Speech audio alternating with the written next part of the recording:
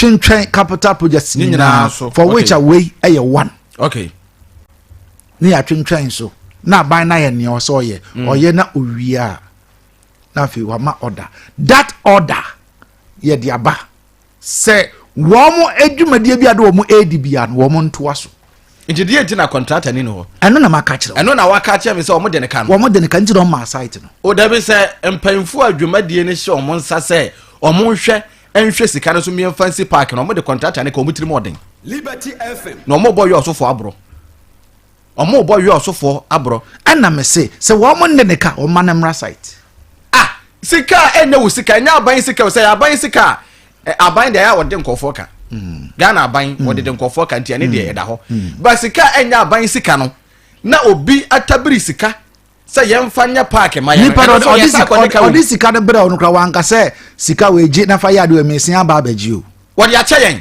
eno so ya san de ka wa chiri asida no pay enko ema KIT solutions me na confused one more ese wo laptop won se bi na fa be dan wo mo enti wo laptop ene wo desktop computers ne fa ne nyina bra emfa won ne brand no wo de ba ye behwe ne ye de ho djuma e de amount say installation na pese wo twa e de guso ye be ne nyina e de amount wo upgrade ye be e de amount enti fa woni e kire mu e wo KIT solutions ye sign e wo eye shop kese o hodma o pe eye mobile phone accessories ne nyina ene computer accessories ni nyina ebi ewo honom ye wo GPRTU dan no ye ne eye Malcolm ne de anum hwe ye ben big brain fire 0245 404140 ana 0245796770 ofra ye beje so na nkomo bia obi anso na obedi we de eno ana wo Ghana card o enkonko gina sika kura bia bi se wo kwa kope eye sika ede kwa kwhye wadwubam ama ya bisa o collateral we Nigeria we deposit kakra be 3 months ansa yasia ba obosia ananse kofa eye garanta fa no bra kofa we fa no bra wonni deposit bia e wa ha endiema sika enye dabi bills microcredit yes what dey wia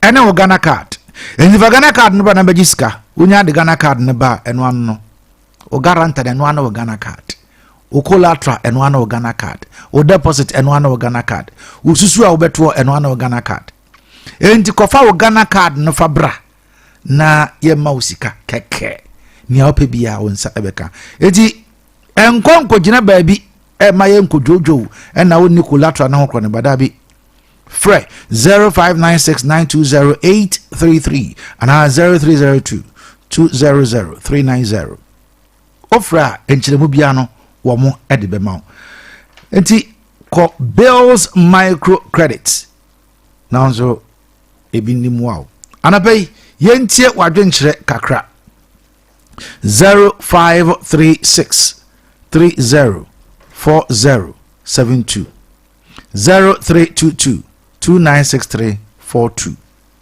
WhatsApp line or text line is 0536 325242 0536 325242 ofre na etoma ye beje won so wadwenkyere ene anapa ha eye Liberty 92.7 FM so eni 0536 304072. Hello, good morning. Good morning. Ajampa jodini bia kasa free. Wacho Ankotin pacho radio na be on kan form. Radio na be on kan form. Me made do cry we yin be na radio that man. All right, pacho me enti on play. Yunia amposa we an interview no. The minister man say pacho on the amponsa or the from pong. Pacho Sifa from pong. Is from pong, yeah, sorry. Medana say obaye na radio no enye sabe radio ketwa enti omba omusho munsi mo se okwanse se we yi atemi fi we sino okutu kodise bia enfon ti ase we kodise no okutu ya no on ti ase no yi ya banfo atem me ka last week we interview correct PRO we bi atem na ense so for sanse mo fi na no kwa e wo mo ka Maraka chapter 2 verse 7 no mo hwe no mai ho as so far am kwani bie on ti o ye panyin a enye ateni no awudidi no ko radio when you kuma o better radio so ko yen na to Ghana yen akufo ado wanya hwekra no the first 4 years no be na o ya die mo man ko ya ase na tikantem community and arama omo to no ma basa so wa me free education enti kasa ya basa ya tigana ya yini ya ko radio yini point ayi abako yina onya omo ya dalika ko radio so radio ya etia no ya ko fa yidi hu ni na ya mpemfo yini mu aso mtu mu na no tom nyame nshra de wonso wadwen. Hello, good morning. Yeah, good morning, senior bro. Mpacho wudi ni bia kasa free. Yango fan me o ya na moso. Ode achebe. Senior ya misha. O ba enche ba ubejuma ya misha. No, you fetch right to say here. Yeah. Wanda because of a lot of problems in the region. But time also. Fast forward me also. Because metia casuistica, my text message be here. Because my problem here, so we take court no. And the same place na easy office now. What fit? I'm say nursing training ladies hostel. You see, I make a 3 weeks ago. Now me lobby for Angie was visa and common me painting in my Abia. Nimbo biaman there. Personally, we try more na a hammer. Don't to say we near. But in Abia, sometimes you would either one way or the other. Jay Boka. Many peso, but we can be alarmed to taxi me. I don't feel happy. The boss, I can't meet me a counselor. All right. By Namenka, Obejuma. Medasi, Namisha. Yenti oho from so adwen kire wa hai 0536304072 0322296342. Hello, good morning. Hello, good morning. Ajam pacho udini bia kasa free. Nana kwani kasa free. Nana ma yenti o. Zio to asini na pa obomo mangana ni se jumaina. Because sa pack project past manado ni 8 years project Abia no Ghana mom western of Liberty FM. Kami san omo ntindi. Osi o mo fi Johnson o. Osi o mo fi dan bisi o. High court no omo ri. Ani ye parki le kan wa se nsi. Na parki ani se ni tu fe nsi ya no kan. O ka je project ye wo western of one se le market ni na ono one system and the Memu neye we bank for neye. If you na because you know one cat as you the market is on see. If you empty no more than now contractors and contractors now. Omo here pack your musica only. Academy because na say na no mu so no we so you. If you see no more than no people and contractors na project na ye sanni. Can only no million from telephone was in the property. Yes, dear, in Sky you are to say now, okay, no, the teacher uncle, you are my contactana. Yamagua is your mamma Edgman, and it's your banner of our Edgman making the metro. If I can, will see Chaggy. All right, Medasi, let me show, and I want to so I don't share. 0536304072. Hello, good morning. Good morning, Kayaso. Yes, sir. Aja, me and you. Yo, Kayaso no pay the better was it. I do by Obajuma. Na Gidika, I can say, Mamu into a so. The baby you call no visa to us. Ghana, I'm in. It is a Oba, let me get the car. Let me be Casase. The part of the human coin in the one. No crap. It's ready out of the cool. It is a one can for be a whistle can for that. It is same as Silla collection and Yay. Give me the requirements also to us. So, if he let quiet free Zara Sabi Sibu India, Abu Abuso, come on, no free junction, so before a car could be criminal. You see the Quana Sacra into a Sesenka ammonia, honorable. In here, and I say empty. I'm a drip now. Abudi ba ya no embe gisu maye bo ko tela sem kwara se ko tata nya maya efre na maye na ekwa ntu maye sa iso to ide ekwa na sikura medas yes ya das. Good morning. Good morning. Hello, good morning. Kayasu. Yes, sir. But your friend could be because every Kuluku. Mpacho ma yenti on the pay. You bacho. You didn't cano. Back in no more can one thing. When I miss you, Munika Musa, former MC, honorable Lewis, Japan. No Musano, who has some sad asset, the dynamic can say. If you have a scanner, the amount of more, if you are not so. If you are not me about friend. Namunye interview na musa na bia sada so the contractor ne ka na say o me contractor ne ka je to so you so yes so for na ne ye interview no o ka sa kre ma yu so ye ono so obi ye politics but ono na ye politics so no sam bi na o ka no o ka ye eye but the way o ti make statement no e be sro ne kasa ene ne kasa yi ma ye na ate de ti kasa no obi bi atema enye pe. Right. Medas, Nyamin Show. Hello, good morning.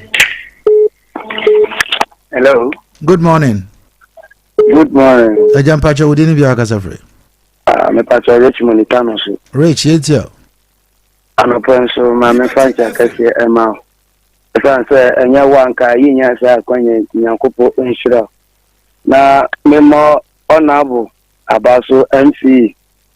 Oguso ebo nyuma pa nyankopo nhira no enu achi kano so street box na fifi ekwana no nyankopo adawro ma ye hu se na so nyankopo nhira no pa wo nyuma wo ye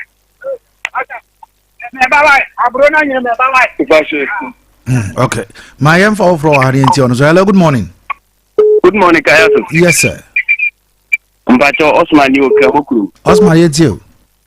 Kayasu, my member of Abasot, Namikia, what you win, and Namikia, Contombra MP, few rapires coming from the Rubia and Yakopo and Cano, and then the DC, honorable Joseph Ammonia.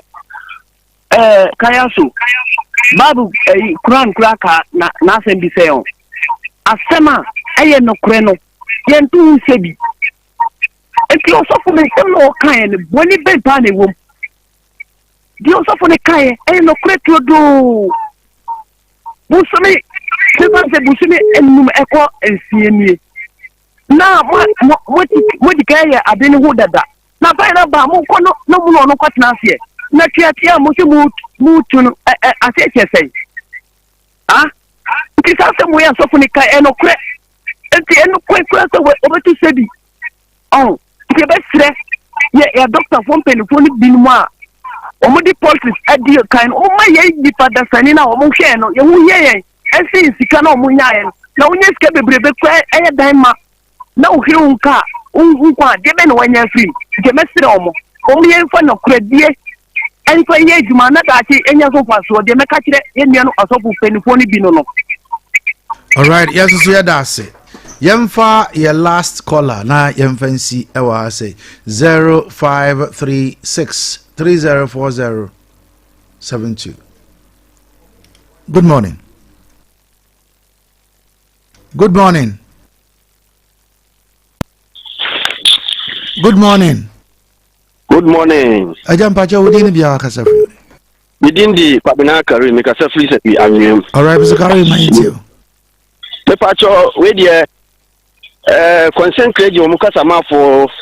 Nese mu ana o kanu na mpese me kakakra na mesre na de o kanu ewom sa na so etoda na ese o fa kwan bi su kotu didi atem de sabe onim kasa ye so ye nim tie o so ya ndi si communicator so a o ma ye hu aha e fi ti na adopter for na so for mo ko ye the friend is saying strike iti dada anti apen so na adopter for ene na so ko strike no so na ya ndi for na na etachira na it is na say nurse for court strike na so say ampi for tachire de ene ampi apen so strike na nurse for ko na owura mahama so na etachire ma bi nchira no no medase yemfa we entwato.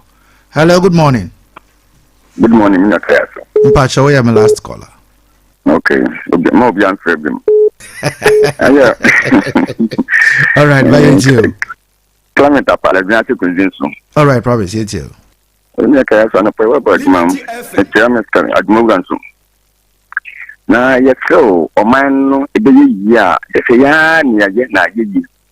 Amun se o sha je wa aban wo no sanka oto twana mo ba ye fre takin so mo ya no so e do so na ma o man punto no so e ka chi because o kwadwa kwa na dan sa na what fe na ya twetwe o ka nya sa ndi sa do so na entity do so but the tambia sa ni possible bebe no atwa man punto kwa chi nte se yem pe impo na o mo wa ya sabia no o mo ndo mo asikaka na bebia njo ya ye na ye hu tren so ya ganimia sa na etu na monka kaka sana ba ya bibia be na ata ma fonso kaka na mo ya sam na we ta na we ni ma braso na tete emfa fe ma mo yin yan kan bom na nya ba ko ne nso man no man yam pa na tuma pa efra ne ya etimu no so ya nya sunde ami fa wo no. Thank you.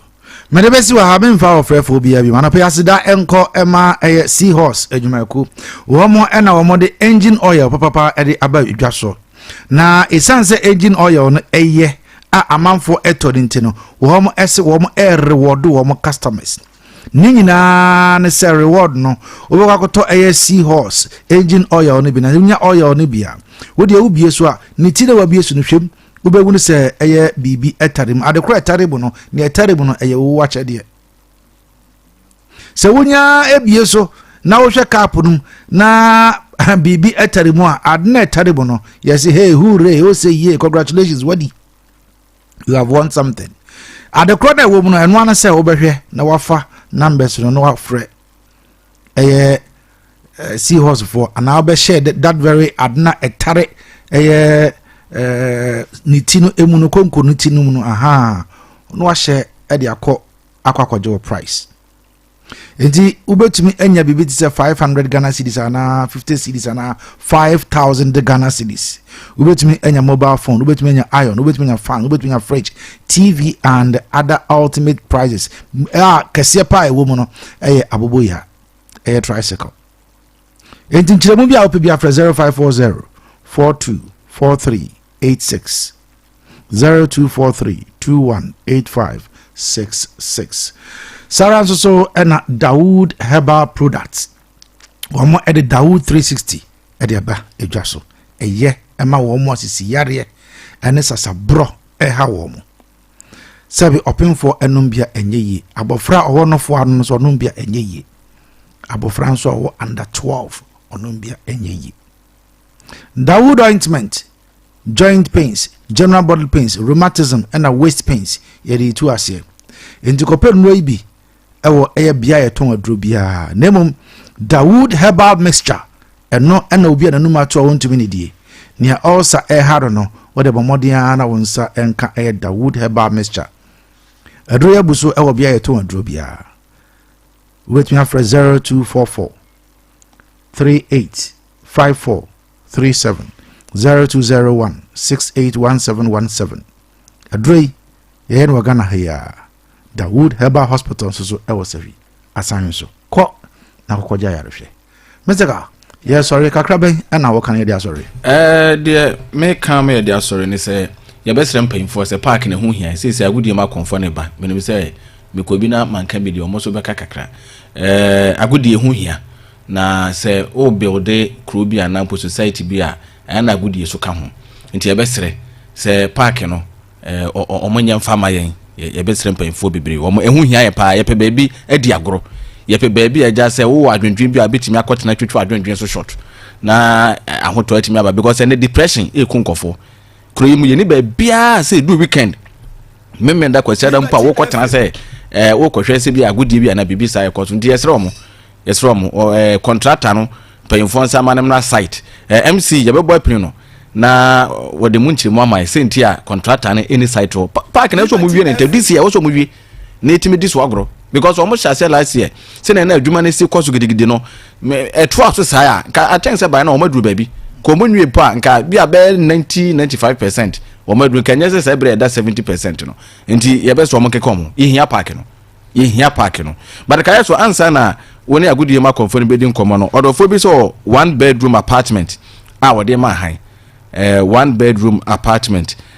wode ma han ewo okoje abo avenue eno ben ECG okoje abo avenue no sa kwan na efi ECG junction ekopi locus wo no ehwo na okoje abo avenue no wo eniti woni je won sa one bedroom apartment no wo be han a na wodi woni akire mu ho no na mpo be free number 0546 944877 0546 944877 wokɔ hɔ nom so a wobɛtumi ne wɔn adi nkɔmmɔ na sɛ wɔn gye dan no ho a wɔn nso watumi ahan ma mensi number no so ma biam 0546 944877 ɛyɛ 1 bedroom apartment ɛna wɔn de ma ahan ɛwɔ kaito medase Bugatti boss of the bosses apom boss okese na don bibi ekoye pa bibi ekoye pa boss adwuma no anopɛ bom na hit o na no na metie mo commentary no nya adwuma na asɛm ne yɛka yɛnka mo commentary sei no se bianka okay yɛnka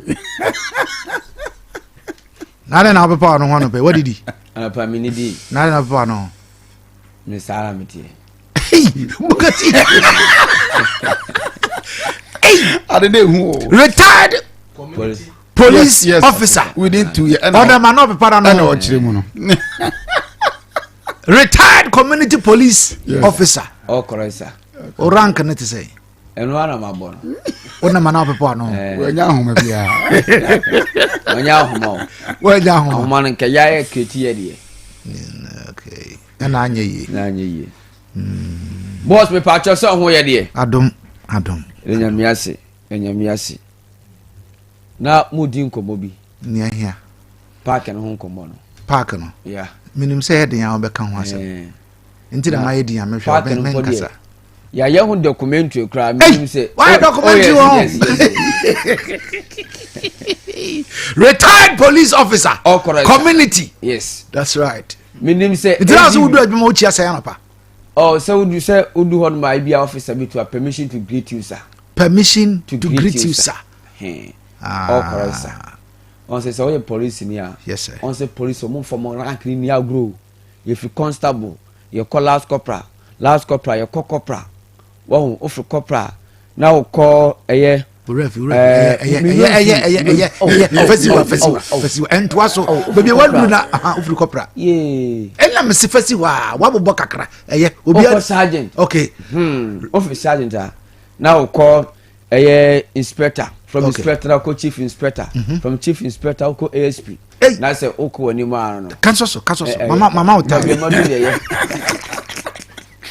retired community police officer yes sir enye izo ya ko ehun documentary crowd for dia to your TikTok page meaning say and that Facebook no so no retired community police officer me TV de so na ye kama wa na koye ya me na mkoye it say na park na city e we say ya see the state of your park na say na city o ba ye say ade ajiriga o because when no nyina I say e bi huhuru yeah I was there yesterday say na city oh say carpet na ka wasem na wosoro no carpet na ye de say e park so but me kwa bi eguru kropo misa suru ogo ti say na city ya ye ho adwuma wie de daada ene da so no opani na wodi odwuma na sense Mr. Ka ama ya MC konante ho but chim say o man brebe 2-3 months wo be wie bibia ye ko okra che muko how many are you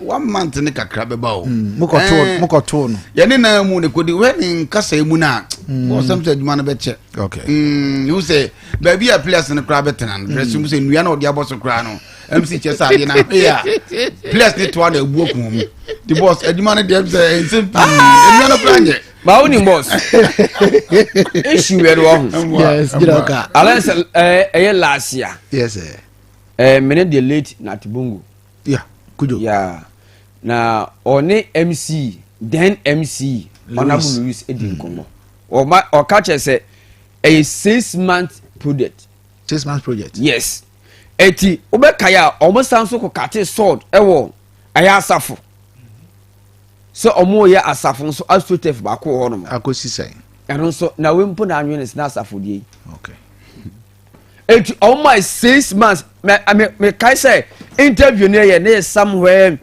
May May last year yes May last year ono say na 1 year twam tika 6 months dia na nka say to me end somewhere November we am fan December yes yam fan December eti yem pore kan kotakota say at least by December Christmas day na nka ma wi nka we ko fasha tawala ba ho yes and was ama mun kama ko onto mun siro kra December why na ka awo no contractor na say ono Rabia no na bodi nkomo na Louis on say contractor man assurance say 6 months no betuma wie ena do mo ko na asafo mpodi e omo ka che na bubu ma say by 3 months Bumangama yes MPP parliamentary candidate yes omo ka che 3 months die omo team the wie na eno nanka boom na ekwakoye ana ase hwana na ekwakoye eno no die eno no ni nyina na ka sa World Bank for more project no oh sir yes because na Honorable Louis Ankane sa o hey yes say he was here because on say interview that how bet me akwa yes okay because I asked him about these projects me so Honorable Buma voice no so say enye Buma na me interview Louis oh okay enti be pese me hu se eho no se eka World Bank project no ho a omo ye ne say according to your interview na omo ye no any ada omo cut sword e wo asafo no omo ye ne say collaboration between World Bank and the assembly good and Sarah so and we World Bank in collaboration with the assembly same thing enti how come eti ye de me mpo nanka na me say oh kom ye wie ahade no nanka ye nkonko ye ye compete wia because kwa asafo a wo mo park yo Ramos Park home dada ya say we all stars so no musi o maka etika ye wie ye compete yo so de na nanka ye de ni akoyede akokyere ya asafo no but tatam ne ye beto abona ni bra patentententi e wo say ye yemfa eno as campaign promise ana seriously ko ye ni de yemfa ne sa yeah all right seriously ko ye ni de but for now na no atwam ti ye besre aban na waba for now asa o se wo de asafode na ba be ka ho yes we asafode na ya yenhwe asafode no yes na yenhwe hanso na yenhwe hanso de no eti ye besre but ni ameme de me tete ya de se contractor ye de ne ka ntina mana se na se Canada homo sika homo se da banjo me ka se ye ko ho no o se sika de o ye nyina ko ye sika no mai contractor ne kansa sa no o de se munya no kwa ndi ko be ka the same thing dem say o kansa na fe dem say why di because sika mai de abede what my nti contractor ne kansa a kire yo nti o ma abo no kura won ke bi mu teate sa abo no bi kura nti ama ni America na memo nti sika na the more dangerous thing we mu say won say school ho yes sir school a se ho yes sir ene nkoda nso de o manu mu ho ade a ye nkɔhwɛ de nti asade we wo ho etia no kwa betima ma akwara bi akwade akopira ena sa wo hwɛ sa venue na me betoy no mu ya yi ho omo ball ho na ho ye center bibia ti koso bibia koso yo so na ho no mo ye no eno nti de ne Honorable Louis na no ba interview yet ne tia 101 nasema na o kan se sane be ya ho no ebetumi aye befitting yes na okɔ no ma yebetumi aye event bia ho ball ne sa ne ma ne nyina yebetumi kwa akofa mandem your pick aba ho ma no ma be display kama but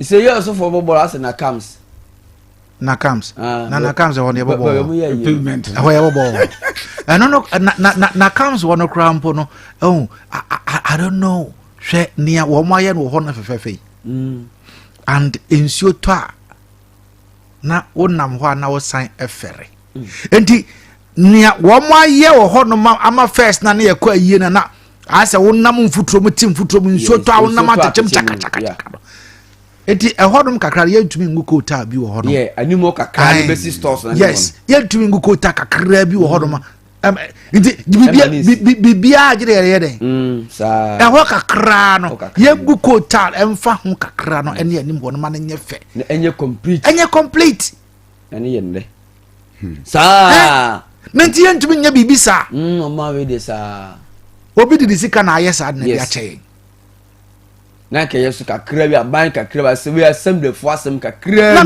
me nua bi collar bi ka asem bi na asem na o kana me ye se mayi mani but collar no ni me very well okay ana onim se area ho ana me soso me nam and ofa community center na si ho no yes community center no free say me ya abofra a ye si community center ni si ho a o mo de sa paint no resigafo ena beye ma yen community center de yan Yes, park and some the court. Court. Aye, sa paint na wo ho no. The whole Ghana. 300 years ni.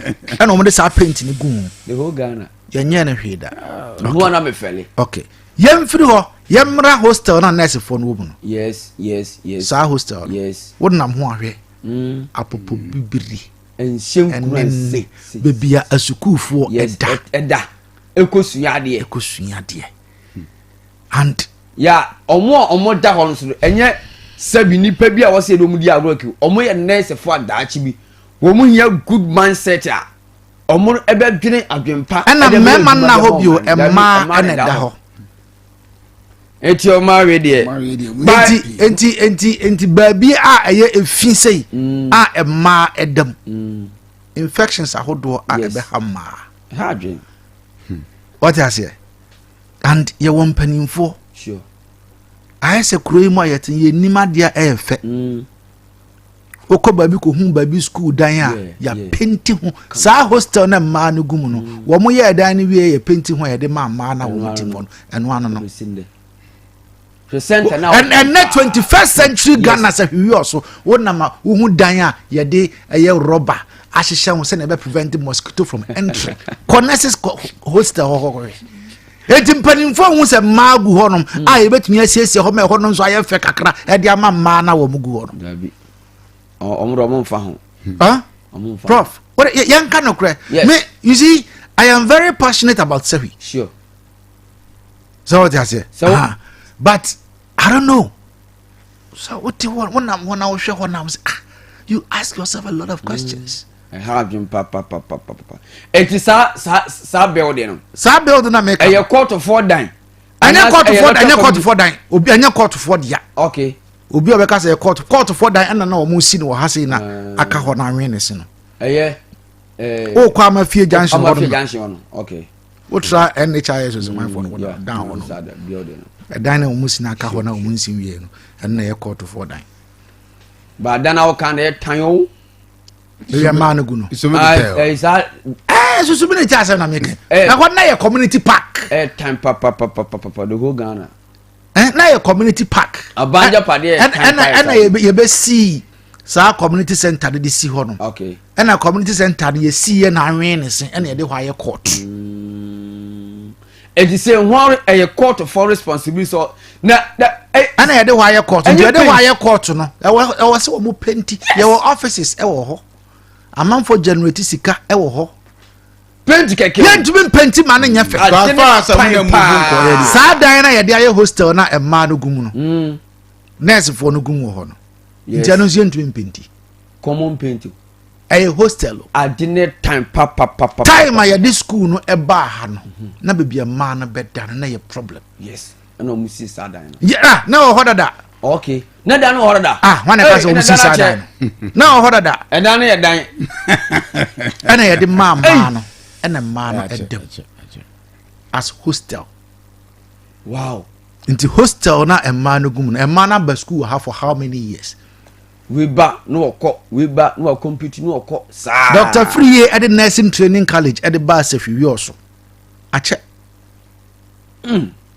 so what you say yes and basin ne sa dan na omodem no bisa say penti ma wo mo no enne how many years ni call na friend na oka wasam oso na mo aye na any time yempani for regional minister no ho amuna ho na omuna atwom na me craft me ba me offer na kwasi buma ngama katachi o ko ye friend say ya onam ho o ko original house of chief yes onam ho ahemfo akase atotowuro o mo nyina ho na mo nam wo mo kokot wo mo nam ho including me amadwuma wura yes o mo kokot o mo nam ho liberty etimi ka kire me adwuma wura o kokota anya ho no nam yes ahemfo akase den wo mo nyina nam ho wo mo kokot obia wo mo hu dan ni sesi ho yes wo mo ko hospital wo mo amfa kire ho a wo mo fa nim a o fa sa kire kwa o ya fa ho wo mo nyina nam anim ho what kind of one can you be case sebe what depend ni bi atem I be say na ye penny ye oh no atem DJ no ye pardon ye but so to me cannot cry yeah ye pardon ye because so hwe original capital I was said regional capital ɛna mo san municipal capital yes nti mo tu ni nyina waso bedu a wo nti nka wo se municipality ni ye na afa mu de na region so ye na afa mu de enti we pole nka wo ni problem o I am person mini kro bi twampo ba sa wo ko techima na o ko na say you also go to techima ho development pa techima na ye kro ache say you also ye kro ache you also so ba ache ya ka achi bebre ya ka achi bebre you also the regional capital and like Aba all right say higher regional capital but eneme wuwo mu no en deserve say etime regional capital yanko ye ni me etiebe simple for some for mu na nsi form those things no the idea ema wu say higher regional capital no e ade ba ko pe RCC nko a e se nwire mu ho no yes anu jai pon so mu say the idane what you feel RCC asa apart from to me there apart from RCC no we bia no bi ya kan nyina matra makwa nko a ena say ayi phone office na efe health insurance for no asa hospital health insurance nya hospital no hospital oh okay yeah fire for no yeah supreme court na say me fe asa o no asa okay nto ba dan na woni boss na efe say you ever fans are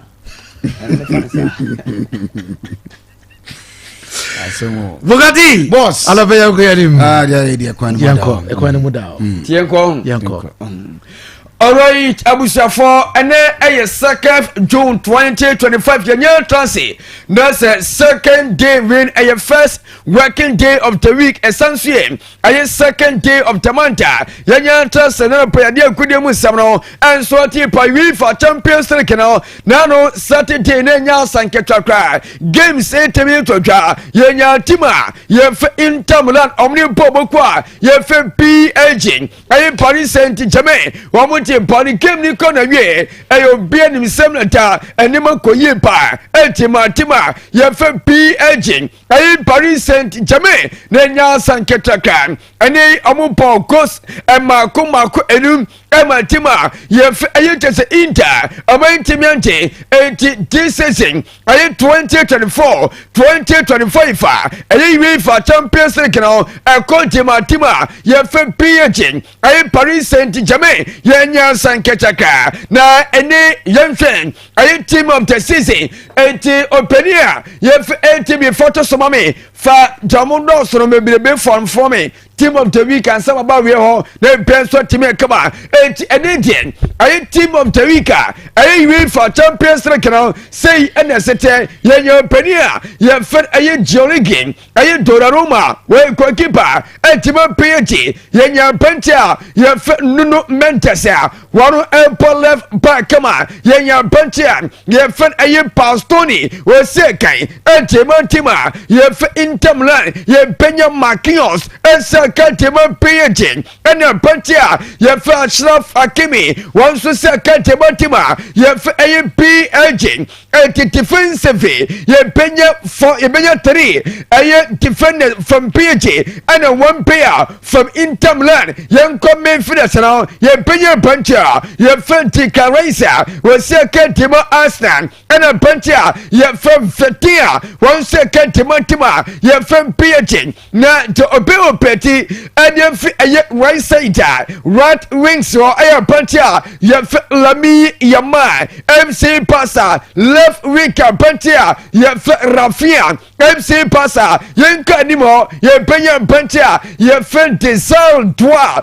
one Sonia pentia ye Osman Dembele and amuso peti anymore na amuso Bokos and Trump passa and tema a team of the season ewe UEFA aye Champions League now and we aye pace at this season aye UEFA Champions League now one performance aye ketwa anima koyipa enso temamo FC Barca into semi-final one nya two players Inter Milan team no womu to final womu nya just a pair enya sanketwa team ye Arsenal into semi-final. Womunya one pair a bunch of Tika racing car. Eti way ayan kama mente 170 temao. Ewa tumadi su another pay. Eti enemy from our quarter so na yenku enimisa na player of the season.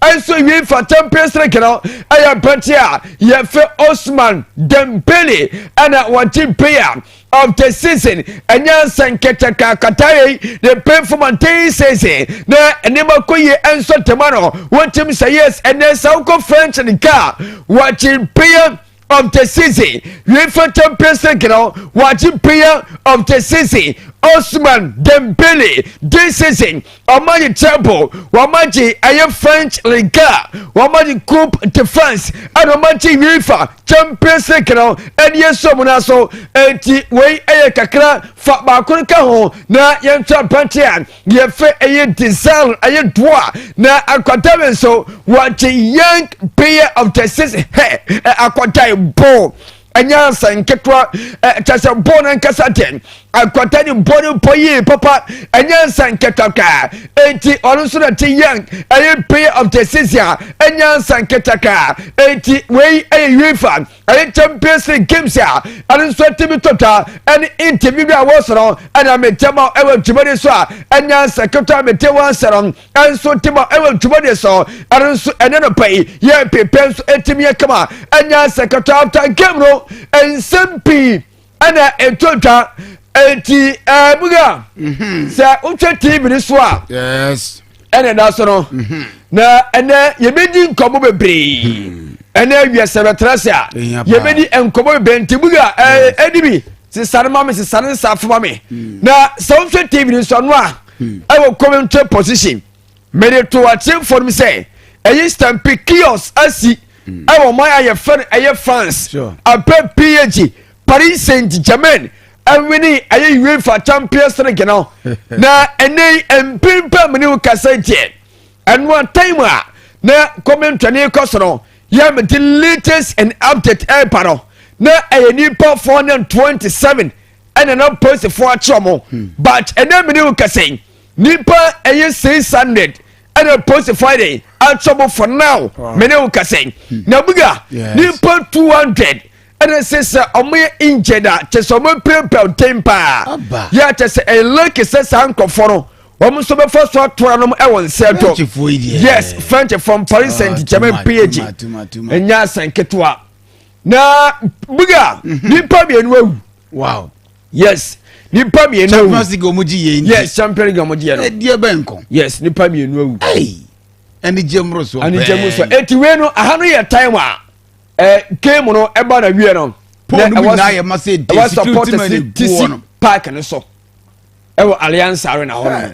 security wo aduma ye o yes me se na no mo bre papa nipa e puba no na enya asenketwa eti ahanu ye France wo no okay na se Parc de Pensée also our regional capital yes and so on na se no national yes eti Stampede cars emakumaku 46 and o ma say no kojoto o we hwe a enye yi to ani ji ana wo sen yes eti na no game no de na akoda wonye 17 good years ani chi ba no obi twe sekan wote won mfe oku akoda no ani ji abanti na ba ko so ba ko so munso kanibo panyan na ma me so dafam won so atonom e won sedo enti esen kofo mo de Champions League mo tuma kunipa be tawo yeah omo saji bi na we ma de de enko kunipa o ya kunipa o ya sinya enkofo enti for ba ko to suma me fa no to susia ba me tema moje trophy nto mo nyi trophy ni na mesia ni je de enkofo mo yanko next season ko mo bo yes enka o mejo mo the whole season seriously enti o mo chi trophy no PS ni wow Paris Saint-Germain Marquinhos Osman Dembele almost squad na no name supporters no Oma ni omuni kra supporters too much very bad ni prepare papa yes am ko fan abi ebesoro yes ebesoro omo kware ni pe yes but on say we made edition omo nyi evidence challenge for now se kokwa omo a omo jai fan normal yes fan normal na mama info we ma na me story and then we have trust details and more ba na JJ Okocha after I came no okodi nkobo mama ntie no came with a good game plan and they worked out really well for them and I think they totally deserved it. Did you think it was going to be 5-0 though? No, I predicted 2-1, but who cares? I mean, I wanted to see them win and they won, which is great for the club, you know, first time in their history, and I think it's good for football as well. JJ, we all know you as the man who produced the Chiaro no we JJ Okocha Obo yes Obo France PhD nice so in Nigerian yeah eti omunya omani jepa na no nya seketokwana ma yentie we emotionally after game no serena inferior na setie Alliance Arena park in some infancy na nyame ya aduma we better say details and what we daba yeah. Marquinhos is 31. The rest of them are young, brilliant players, and they're going to get better. They're going to. Real made a really good point. It's going to be hard to get players to actually break into the starting 11 if they're going to recruit players. Rio Ferdinand has been up in commentary watching what an exceptional performance that was for PSG. Rio, we thought that perhaps they could win, but not a demolition job like this. No, I mean, I've always said I thought they would win. The knockout stages came, they looked like the team to beat for me, but to come... 80, no. Game this year. Yes. And a PSG and a 2024-2025. Sure. I win for Champions League season. One more energy, so I'm going to team say yes, some more power. 80 and Simpi and a Buga and Tocha on Saturday. Sure. Na Enua, Sauko France memoir. Na I was say, Omo eye occasion. Omo enyizo. Yeah. Mesi na wi betrasia. Min misal ya judi o. Ena wi nyame ya to na betrasia. Amamfo share on Facebook. Yes. Adebeka bia da Facebook so videos and pictures. Wow. Se betrasia me mpese e me kan wasema no pai. Eti ena wi se betrasia. Ya details more. Enso ebeba. Sure. Enema si e wo France no. Abia PSG Paris Saint-Germain. Achi UEFA Champions League no. Eti coach Efe Luis Enrique. Sure. The year 2015 watching aye treble Edwin FC Barca. Watching UEFA Champions League at the Copa del Rey and watching aye La Liga. Edima Barca since then 10 good years ni Barca enter many treble. Now this season was so the treble at the match of PSG. Wama the Coupe de France, wama the French car, and watching UEFA Champions League now. At Jamom, and Luis Enrique coach at PSG Paris Saint-Germain. At Chubuga, yes, sir. I mean, first year, yeah. Now, for fish some at Trasso. Okay. Yamia to me, say Bono Minua, Yaba, now details some more. Yeah. And so at me, and one so at my game, sir.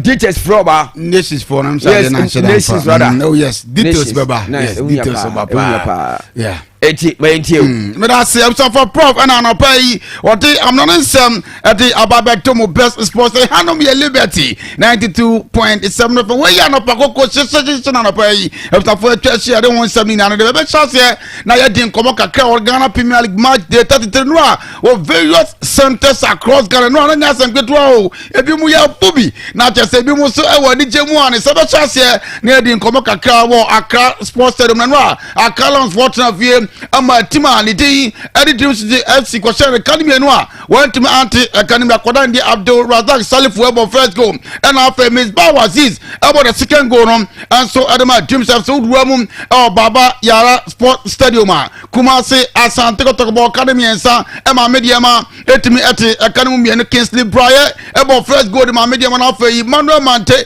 about second goal na Akodan di Alberta Moa about hat-trick and obo adwuma nanya Asante KOTOKO Baba Yara Sport and pay ya fixture results in and so Romo Golden State Parker Bekum Chelsea transfer HMU Ama Biani go start Akoshan Academy and sa and no Biani go start for wɔne bɔ ɔmɔde yie paa Foster Ajayi bɔ first goal na afei Abdul Farouk Amofo ɛbɔ brace ɛnso na bia no goal sa na pɛre resource nia no ɛnso ɛde ba wura mu ɔkpando a heart of land hyɛmienu ɛma bɛkyɛmfoɔ ɛtumi ɛte ɛka no baako Kwame Pon ɛbɔ first goal ma heart of land afei Seed of Asante ɛbɔ the second goal no bɛkyɛmfoɔ no akɔda ne yɛ Nati Traore ɛna te ka no baako de ma bɛkyɛm na pɛre resource no ɛnya no de ba wura mu ɛwɔ Jesaliu Mama Sports Stadium a Carolina for Miensa ɛma young apostle for ɛntumi anti ɛka no bi Abdul Latif ɛbɔ 3 goals ɛde ma team ɛfɛn Carolina wura mu so wɔ Accra wɔ Legon Sports Stadium no Legon 64 anhyɛ ma Hartford for ɛhyɛ no ɛka no mienu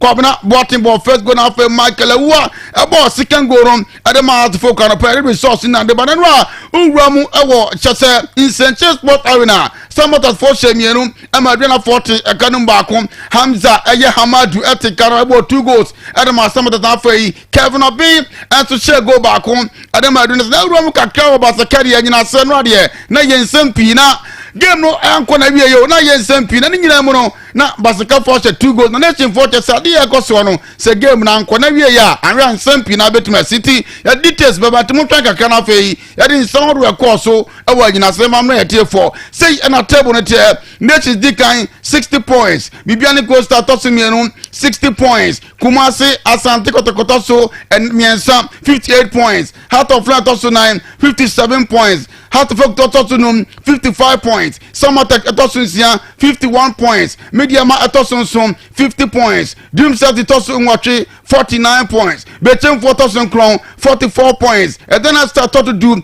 44 points Vision for toso do back 42 points Bekum Chelsea toso 2 mienu 41 points Young Apostles toso 2 miensa 40 points Kayola for toso 29 38 points Basically Stars toso the way mu there omu ko relegation Senate adona ye hu pa o account for ko and after Lagos City ni so atama nyina no omu miensa sabro mare ya to second Premier League no yetima je ma fina na pɛde won sam ne de ba say and top scorers ne tie Stephen Amankuna Osiaka ma Bekum Chelsea was 15 goals Abetamwa Osiaka de Kumasi Asante Kotoko was 12 goals Faisal Chawate Osiaka Edema Team Adian Nations was 12 goals Nana Opong Osiaka out of Lions was 11 goals Samuel Takumi and Osiaka Edema Team Adian goals on so after 10 goals on a player don't want 7 nano at the beginning come Kanwa na so Romo nyina se na SMP na se game no and Timan Konabi your Basaka foi yase enwa na chese wona chese kwambia so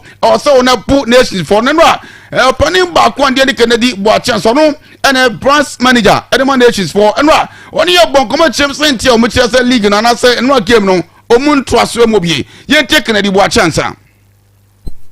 Bro, Charlie, it's extremely hostile. I was personally denied access to the stadium initially. I was granted access. Then, once I entered, 20 macho men came around telling me to walk out of the stadium, even though I had a valid complimentary card and I had a ticket. Same applied to our supporters. The home supporters were charged 20 cedis. Our supporters were charged 50 cedis. We brought 48 supporters. They duly paid. When they entered the stadium, the home supporters said they won't allow them to watch the game in peace. So for their safety, we have to first come to the Adeakyia Division Police Command, and then we just them because the way things are going, we've seen some motorbikes hovering around, and we don't think that safety is too assured. So we have left the town, and I'm told that the team has also abandoned the game.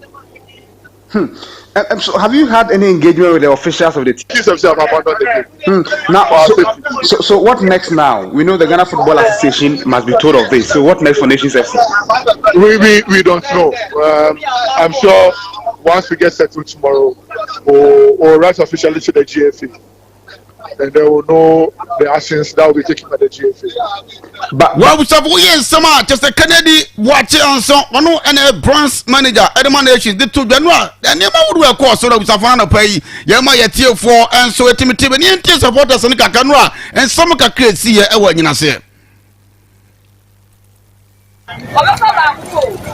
You was for say nations supporters you to a car and you to a car because they are echo so and no the pa yourself 20 police for our crown omuni bambo bia wo mu angasa ho na kantma ye nipadua police for wa omuni wo mu angasa ho bambo na ye nipadua enti you to a car TV for wo mba ye so mba be video no so no omu so asakum kesi so mu so echo enye easy enye bete e wa ha bad bad do mu bo de be si bia no ensi police for wa agbomu ni bambo police for wa ha omuni bambo yati osafo no na kese enya sanketwa kwa wa nyina so no de na yese na yensen pi na wonim sa no pay statement adese nations for the abon say de ntie no a enam soma won timi jare gara premier league no bo ani say na kese ya poor officiate na yese no a rofine mo de na ya bismal ensoni grafei omu kese no security concerns no a na yese wona bebo wo ho ban no na e support na supporter no e kanom de to so miensa akese na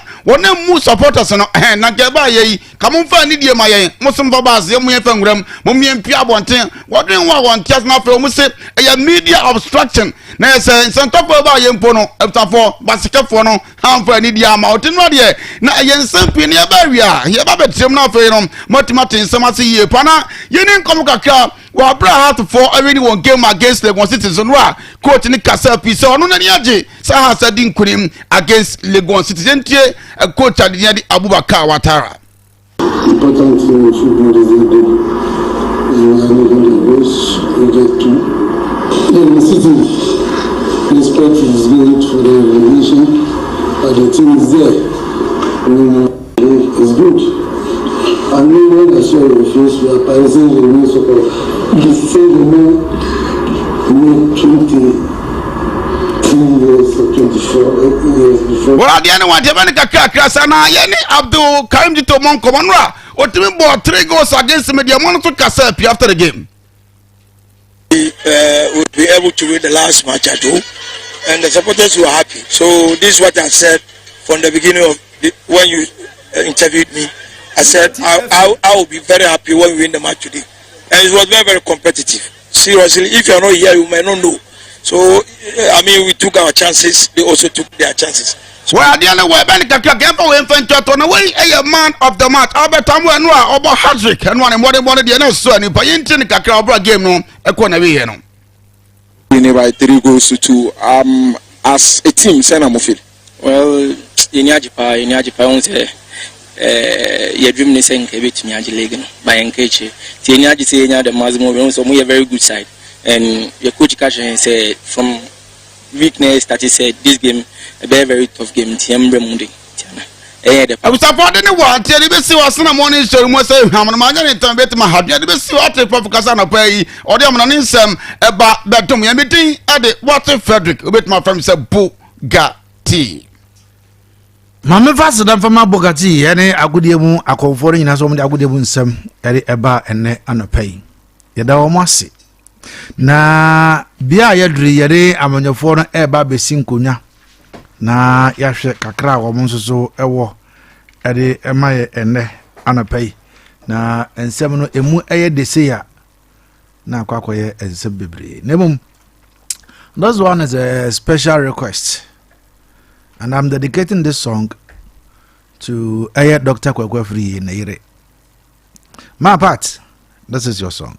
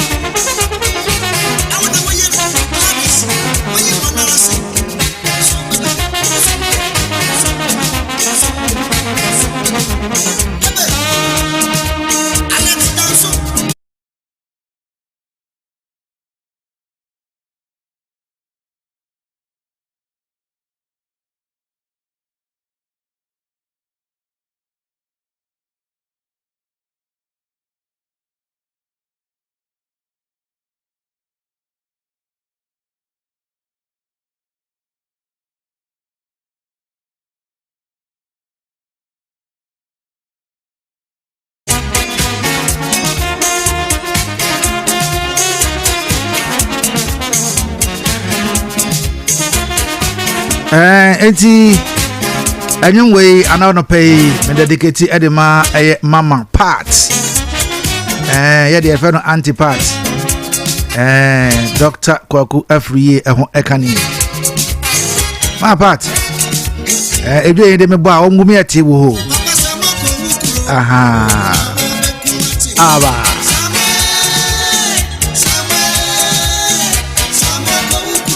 Upon your explanations yesterday, that is why I'm dedicating it this morning to you.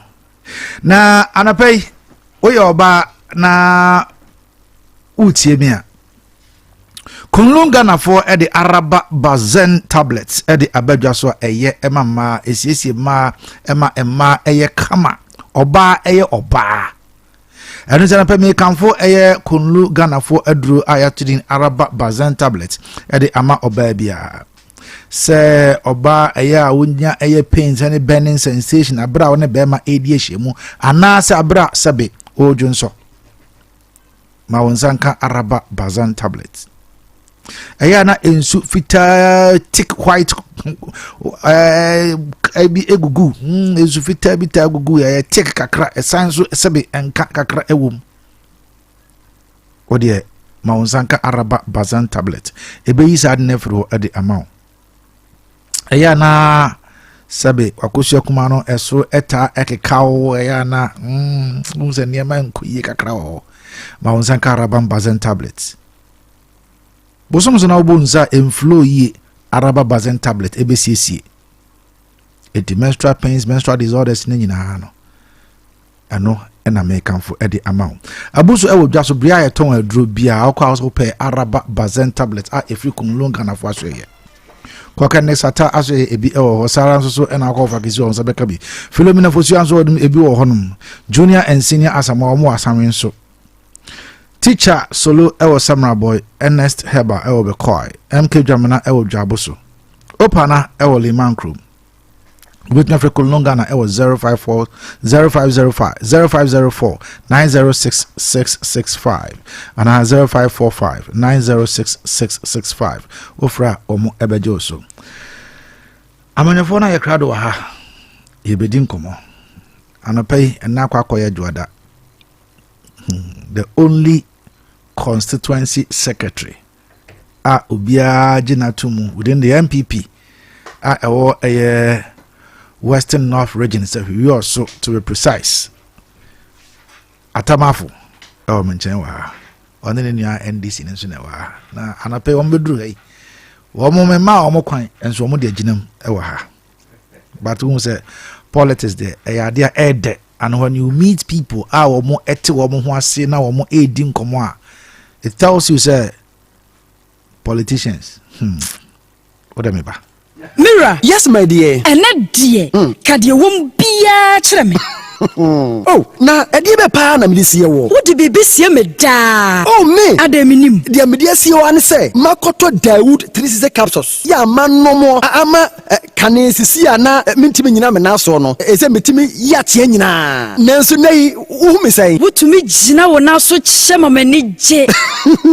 Oh, neje sa fe de ekwa iye pa. Papa bi. Eni efri na ekura yi. Me ma Dawood 360 capsules. Empa me ho da. Ayem sisi mo asa ma me wife kura ni age na tumi se sabro so ma me na akoso ya wonim se ema eni mema nyina timi no mpio eje apemfo abatan eni obi a onyanya mfinhye dumiensa na enye Dawood fo ya na ye Dawood ointment wo mo na ye se nansan ya na wo complain waposo usisi eni ade yi ebi na me de twitwi ya wutisi ye yo se wo de Dawood ointment etwitwi na wo me 360 capsules ne ka ho dia oh na ye twi na memene we de twi na memene ai twi na memene what be bia so free say require mu enuom yenu enye na e wo pharmacies any chemical shops do do na mu wo de free 0244886437 and 0201681717 adwade nkra toyi FD agye atum Sika Krasama ya down. Abraham and Fiman Raw Bank Limited. Abba.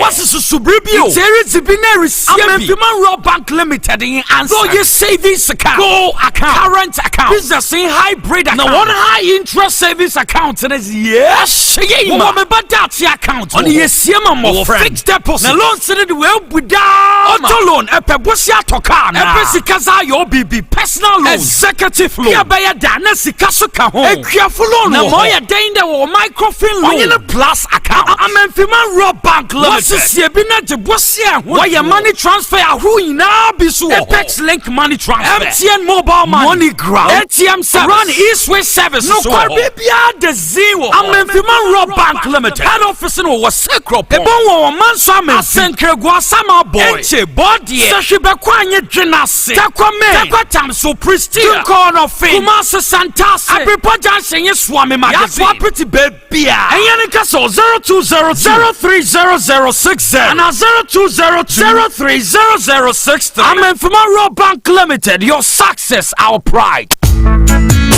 Madra one, Braha, Midem Pana, wouldn't trouble Bria Petty Hassan, and I feel the old Dana Drastwana. One Munra was the Biaso Honto, Media Tempest and 20 in every demo. Yeah, Mira, Miss Rafata, my wife, my Margaret, my sister, and 20 crop for that. Every say, Messia Majunka, 3P Gallic Mixture, Mira, and no one in the last one. Now, say 3P Gallic Mixture, the Biamecan was central. No for Tingy, as it say they want a two. Mira, may say, minimum 3P Gallic Mixture, no, may feature Como Haunina. At work chakra. Piwak Natural Clinic and the 3P Garlic Mixture. Abia 3P Garlic Mixture. A bob reboba. A ribia frame. One 3P Garlic Mixture. A broma moja Jeff Sani would the pedrenum. And it says stroke, asthma, IMT, and monopause. Akumayare, Bojan Wuso Tawe. Wanisu Tabri was Sani on a diet treaty. And a yana chichen. Honam Tayo Basabasa. What ran 3P Garlic Mixture. 3P Garlic Mixture. And I make come for a mouth. Kaisa 3P Garlic Mixture.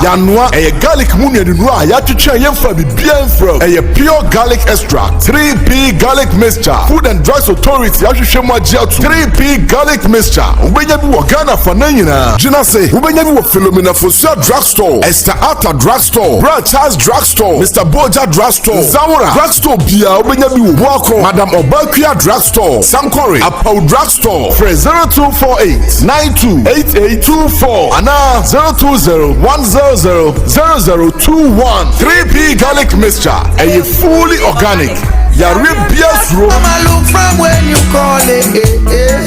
I wanna rule my destiny. Adia yapa ne se woni namfofo ahia na yaka asɛm a ɛsere na wontumi nsere bi saa asɛm ya bi neto ɛbra na mese ayɛ yellowish color bi a onhu nani so kra yi me de toothpaste ahodo a wo bia se nyia twi mi se na mese entimi nya fitaa sɛ de mepɛ no ko sisa madamfo bi akyerɛ me Active Point Dental Clinic na bra me duru wa na me hu sɛ me haw no to nyina atwa do hwere ba ko pɛntɛm mese na ayɛ fitaa yi sɛ metimi sere ɛwɔ ba bia mɛkɔ bia obi bia nso wɔ medical condition bia amana nya yellow teeth brown teeth and a green teeth no Active Point Dental Clinic ewo hu nimdi a won betimi ama o se no asan ye fitaa biem wo mo san wo teeth whitening home kit and a medicated foam toothpaste teeth whitening pen and betimi dia mo wakofie na wakoto so use hwehwe Active Point Dental Clinic ewo danyame omo be Ultimate FM nchen ho a oboase Dunkwa Junction 9 miles kwan no so Sunwane OA bus terminal omni Cocoa House din chanimu search Genese GPRTU market ho Shell filling station inside and afre 03223-96802 and 0554-571779 Active Point Dental Clinic. Get a whiter teeth in just a day. Jojo, what boy o? Kofi, man can't trust him a boy in your drama. What can you mean? And can you not see idea a hameno nyagro kra? Na say dear, manya yaresa. Kofi, manya yaresa, and naka crabby and mema also a daughter heba man capsisi. Ani Jojo, manya yaresa mritia wai every say, my share also a daughter heba man capsule. Menum also a daughter heba man capsules naka crabby. Me sisi yadia na a hameno, nina ko ampara, also a daughter heba man capsules, yes, see yadia drew, and unti. enti mekamfo owoso adotto herbal man capsules ama obiara owo sisi yade aduro yi enye ma hemfo ema wo ma wo manofo ene mofra wo nimfie dumienu obehu owoso adotto herbal center ewo atwoma yabe wo kwada so kwantempo ne so wo po owoso adotto herbal man capsules dodo atua frɛ won wo 0242702662 ana 0545355796 FDA agi adwadi nkrato yi atum Mama say ma wo akwaba emfa wo emra dwumadi eso aha Liberty 92.7 FM. Many abema atamafo ewo menchen wa oye NPP so he also constituency wo secretary. Saranso ena mewo menua Gabriel Afi ewa ha ono so communication team member Emma NDC aka Popoyopo. La Dumani Boleseo. Dumani. Oh, that is chameleon. Popoyopo. Inje judule. Ewa. Inje judule. Ewa inje judule. Chameleon I'm fango molita. I'm bizarre for my later. That is me. I adopt to any system reality. I look at the environment, the situation, and my adapt it. Nice one. Popoyopo. Wow. You adapt to every situation. Ada? Yeah. Because I let do man at table. First then table. Nangala mo mnande mo ba wande. Edi be man mo ba sisa. Blim. Ala kungo joro ma kuma be free o Jansen. O Jansen chire. No offer ni. Let me ask for me to che o ja ni ta che bu to. Fire wonders you here. O Jansen chire. Wow. And you respect the name more than the mama me. I'm telling you. Don't I afraid on my torso. I won't mention just yes.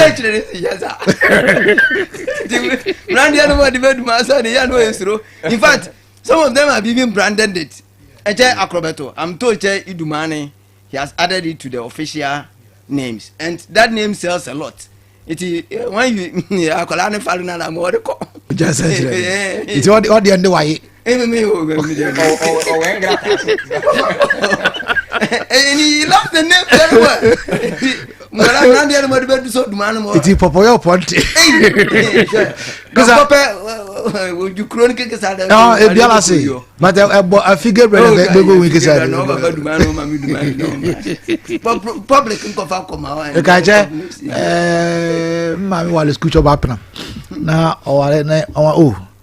Peme ba kwesi foku wa hotun wa headmaster bre headmaster what kwesi foku ni how sa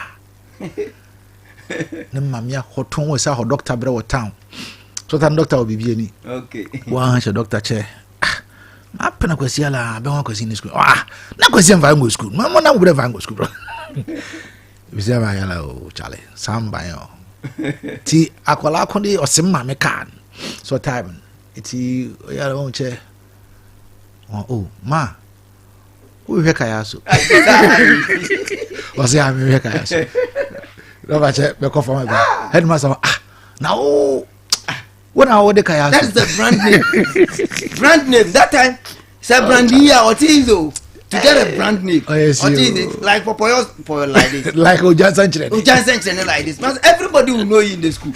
One was on the election case. I like the meaning too. All right. Yeah, but I don't pay any moment to say. Oh, any man boko I don't pay. I am fine check case your mouth wait here for. We can see. First meaning none say weekends they G home you. More than the weekdays. Weekends in Yanko Poy, I don't see the Nancy at the man. Now or day now watching so I can't in fear. Yeah, that's what thing come. In fact, June a legend month. That's my birthday. It's now a legend. Oh, I said Rollins here wouldn't June. And I only Ghana has one of the legends. It would be June, so June month there and I buy and so I started on the very first note. I knew I was first and they second. So e de na asema jodi ankopon nice so aboy ho ba na mpanimfo a etie nti anopa ma me ncha me regional chairman Benjamin Ama ene ne regional team ono mo yi juma ni nyina na ade nti da me kasa me bo papa samodi na mama part na wo sere no minim story no so mama part no mama part ono kasa mbichire me and I still remember during those days around 2012 thereabouts and me call no na ohwem sa that time I say atanya nkopon ahira o na me say ma da mini hweo I say hwe to be a graduate from Abia to Legon de enya asem ketewa okay oh sure easy na me say oh man sir I say yes enti na me say nyame ahira o at least on high say he nyame anu ari and I still remember that word saying Yakuponi wedding. So he's a man, and I understand this story very, very well. And he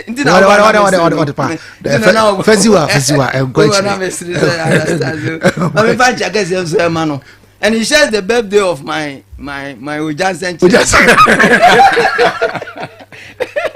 And so I'm the is it 10th March? Yes, 10th March. And maybe nimpa it's a yacha mucho doctors and then rich ye nazina doctor ka say me was in kanu nim say you co position nka me move ye du kakra still me to the doctor just me dey just obom pani o doc and I'm call a little mission mo say that be na be yin na me say na me be me because of my pen crash me the dog go say chairman no pe na me chairman constituency chairman yes and constituency executives military area coordinators ni police station executives campaign team me communicators are serial callers so ka ho anopa me chair obi bia o tie me all right popo yopo menu mama ma akwaba ayo nana anopa e kwanso oh adom ne hwe yenti ho ye nice one liberty dey say na ye the giant of the west tie ni obi a agidi tie no pa mo bi mu so de obi a etie sure me say obo me din sisi akra me meti ba ko me na wie school say was o dey minimum and then me say o say o dey oba ya atante du ba bia politics na nya adwuma menye patriotic na ya adwuma o say me ya say me ba me na me patriotic at times ya politics na dey Ghana man na adwin hu nti no na o ma message sisi ya na me say o ten me ha ho o puni kurum that's right na manya band ma me nchia Ghana fo ene watifo titi me nchia NDC fo na me am kurum fo futafo ti me achia futafo ndi na kwadwo me nsan de oni me say na me chia no sana maba yi de mintimi nya ba bia me kira de me was Sahibe Kwa senior high school and say my free sims aba ti Sahibe Kwa na maba say na ya be boa is the best or something yes the best na madam for ba ko me na ye me bibia ansem be to no ho no wa fam say me nua madam for your friend go friend fiache ba dodo na friend na SRC that's right and na birthday aha ono so ne popo yo podo also the SRC and na birthday ti ma me fa liberty so enwo hye ne happy birthday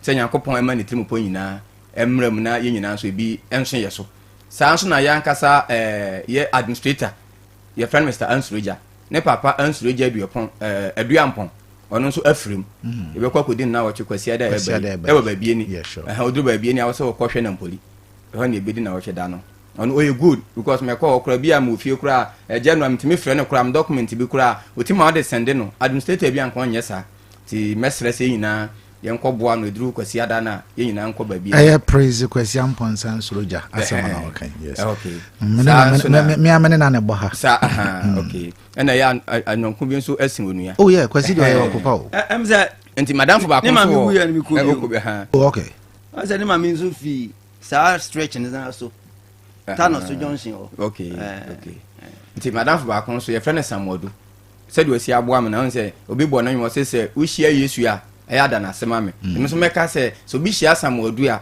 wo ka bo ase eya o mo na asema me ono ye adwuma kira no good minds e processing department ho ha na yere nso ye Miss NS no tua champion oko apa manfia na nso tikama kama pa ti ma me chia wo mo das that one also reminds me enra na ye maame ayi na Sunday na ye katana chi kra not knowing say me bra pani Frank Bill na ono so enura na ne birthday enura nso na ye kata ye ma me akire kra enti kwabla birthday hard new media do so kra access for na car me na say birthday for me so we e jaba di kwabla anapay ewo mu say yesi yesu kra ye jahem enti ya kata ye ma me akire kra ma bibia ye kama but enura was your birthday ye ni tie nyina kra obi ampo ankai ono anka sampo wankai until say a call baby na yete wona sa ono so team ono wo nam no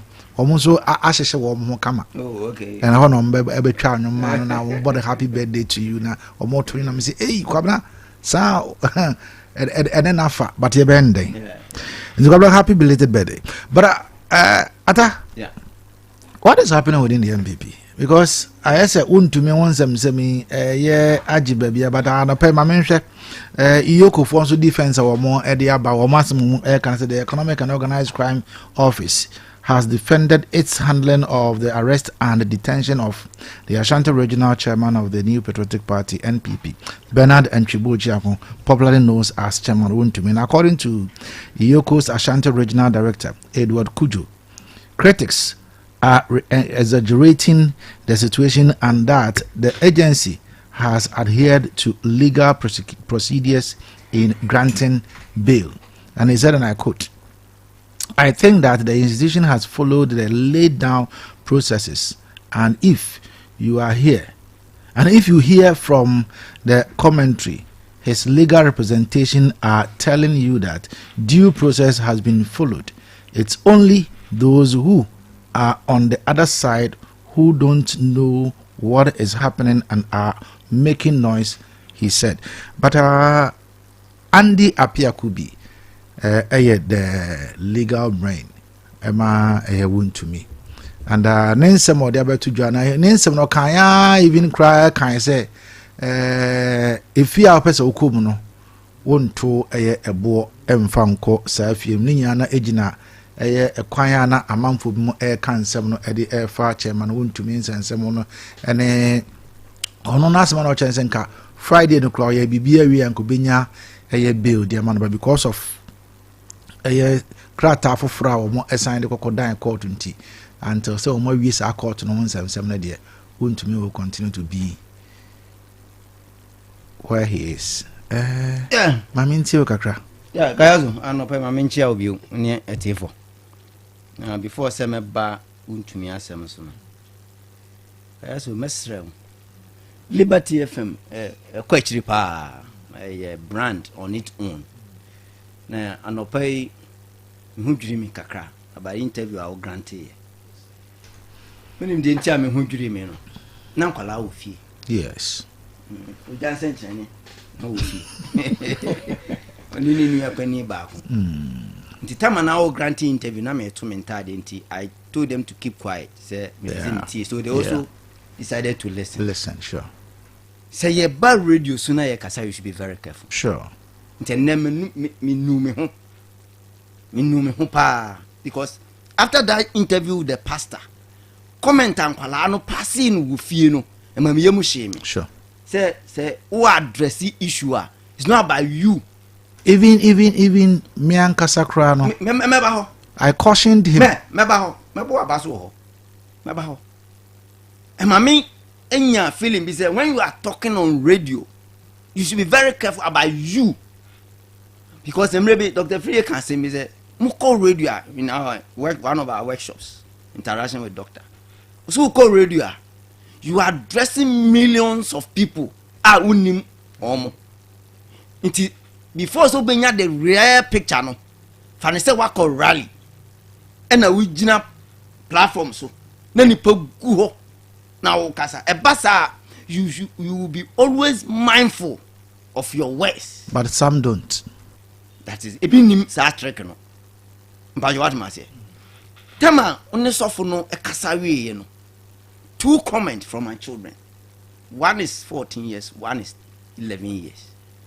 Bako say me ye sure papa that we sure say papa no kasa no or ye suffer. 2 Bako say this man is talking out of emotions. Out of emotions and hearsay But you what must say? And mammy, you must shame me. Because at that tender stage, I want me did you see a summer or soft air cannon. It me lambasting on how much more the public. Into me and was all the serial callers, including the NDZ and MPP. They gave it to the pastor. Liberty because as some kind of me Pentecost of want to minka. Nkadana ebero, the work nkebe run a collar. Assemblies of God soften to minka sasa. Methodist soften. Want to minka sasa. Anglican, Catholic, Bishop, they can't talk. It imitates who make a comment. Say, oh yeah, concerned clergy. No, and I'm a told me him.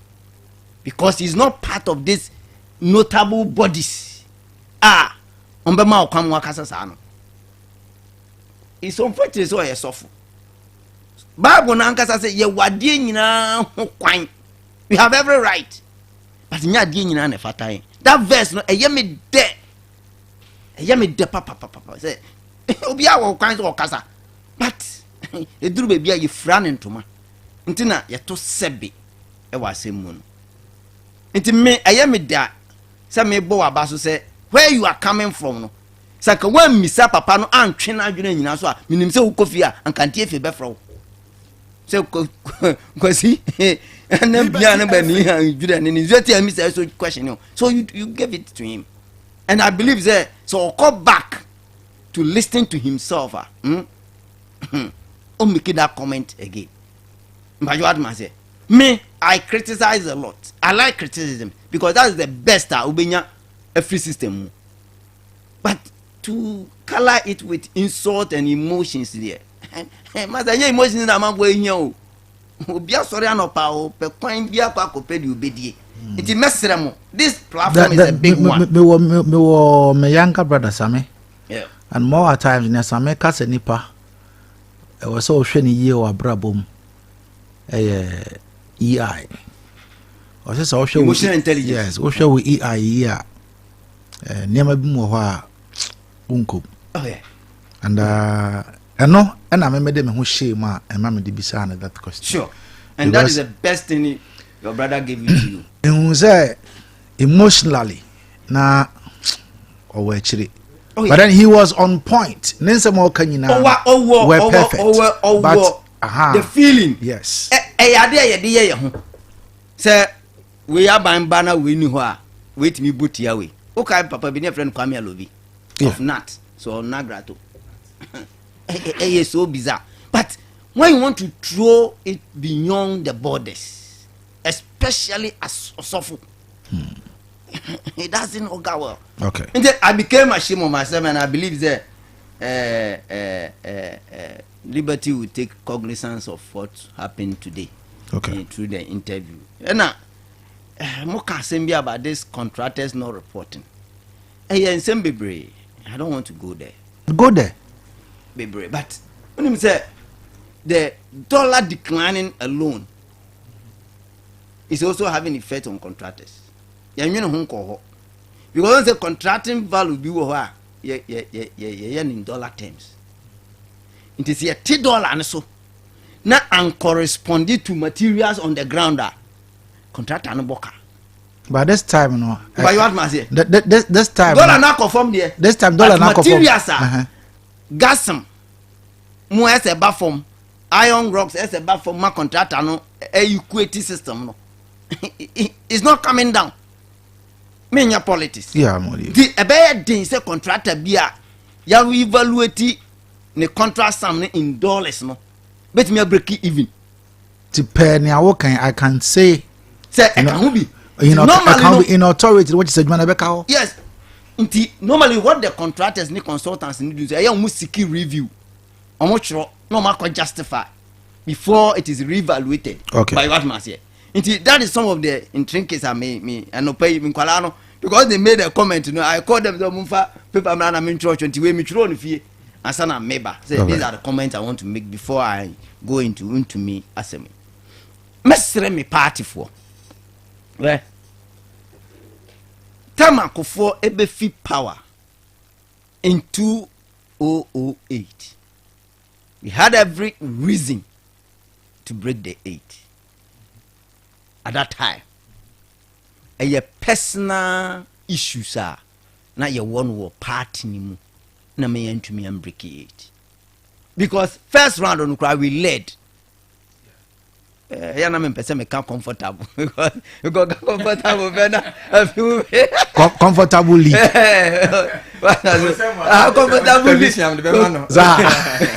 Comfortably the we ko kamena we ya na kwa the vice versa. So you and because we didn't click ourselves in as our human relation, our behavior, interest, internally, no.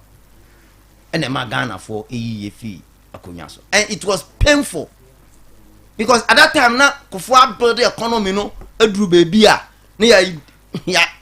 in the golden age of business.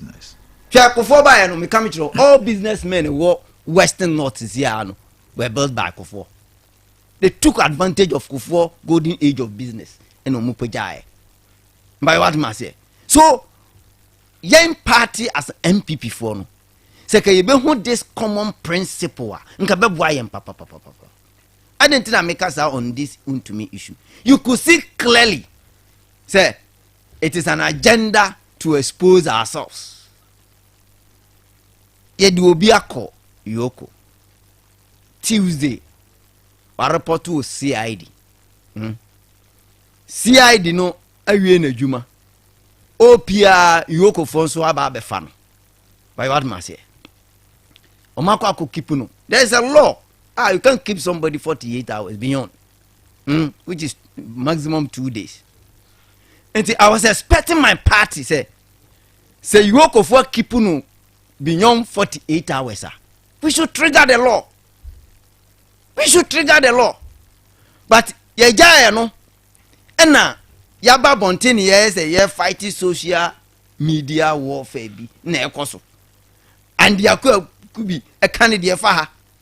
Then the party is also saying something. Then minority so can be ebasana. Public no argument by your mo ye. Which one should we take? Inti mesra me party planning for. Say, won't to me asemono. Anka ye wasempa account. See the afro be Monday. Wako yamani be. Yes on report to the next day. Wasako. Institutional investigating no. Ejano on CID level. Now another institution Yoko Ababe Fano on the same issues. Ye crown near San RFN Nama NIB. State institutions are investigating Yama, training na investigating Asambakuna at a go. Instead say ye beka sasamono. We are just washing our dirty linen in public. Me a hammy and I'm in cemetery for so headache. How? Because why should we keep a man beyond 48 hours? It means that we lost focus on the ball. Because 48 hours in the sun, what Yoko did, me mati. Say, almost 48 hours, almost me fan kokoto, almost granting bail. Me boy, almost granting bail. And almost that day, bail bond be a tone, it is so. Instead of saying, be focus on getting the bail bond, no. Now resort to social media warfare. By what man say, and none harming no. And I keep your papa up to this time. Into ama politics and able to media yet here NDC. Now the NDC people are doing it against us. Yeah, they say yeah man, be muna mumu say musa court. And I court too. But I have a problem with that. Say, for instance, you meeting bail conditions na way. Why is it that court no ye ko security reviewer send them fan Yoko hu ana me here lawyer to explain the matters. Why my bail condition masi manyani nyina wie na so because court say bail condition ye review mra forma. Does it stop the Yoko from say omuntimi ma me bail ana say condition dey ma meet wie ye wie na your court na say court say ente so fine they can reduce it, but almost because of and there could be some or kind because of the court issue. This or demuma Monday and Opaya and I say we and Abia court better than us, which I have problem with it. The second problem I'm a year the Yoko Penny or Ashanti region, Nasema, all responded because the thing is not happening in Ashanti region. It's happening in Accra. So why must you in Ashanti region respond? Accra for no to I have a problem there because I say a man for exaggerated. So a man for exaggerated there. And now no institution as Yoko no ama crime a man for exaggerated because you should have briefed us. Say this is the stage we've reached because more PR department say you're changing time say your money bill. But your man be no meet bail condition. If you are the back home, then the public will be informed. But you have kept mute. So you give room for people to exaggerate. But my man for can the pay because the real issue. And again, what is happening right now? Say you do as a man, you can't for public opinion.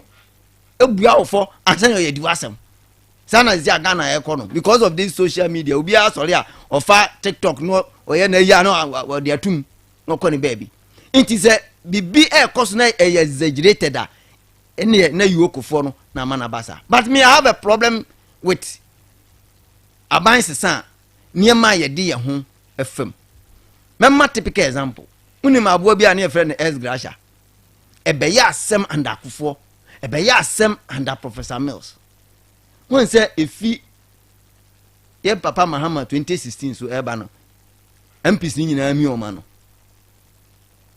once o ma mi o ma no enya say me why na ye de wire ho nti na social media are taking up se sia no what is happening no ne say wasem ba ye di kan di no social media ansana aba the main court nti mesere say ye papa wuntumi wa ye bone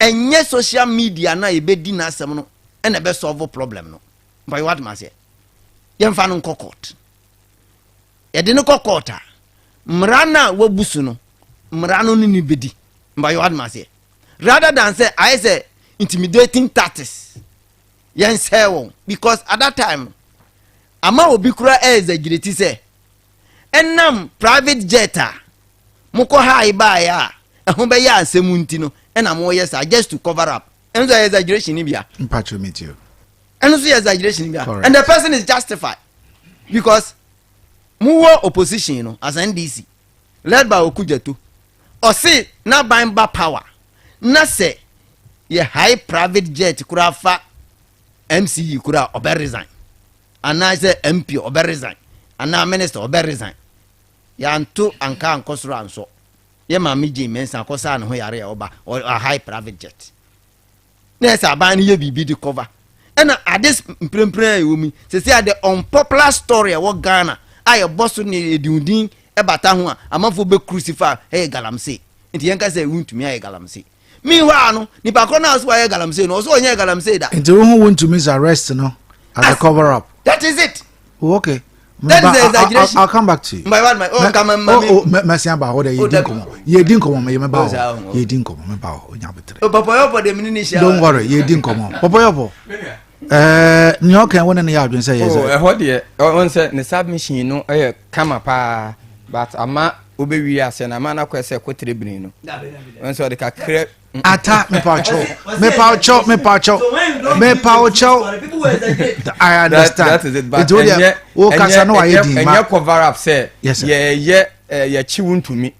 E dey cover up say vice president wafro private jet. Enye ade bi NC wa Ghana yanka say o man pan no twa mu kura no timi hen bi ne oba kura dwale wa wiem but Ghana fa anya asem.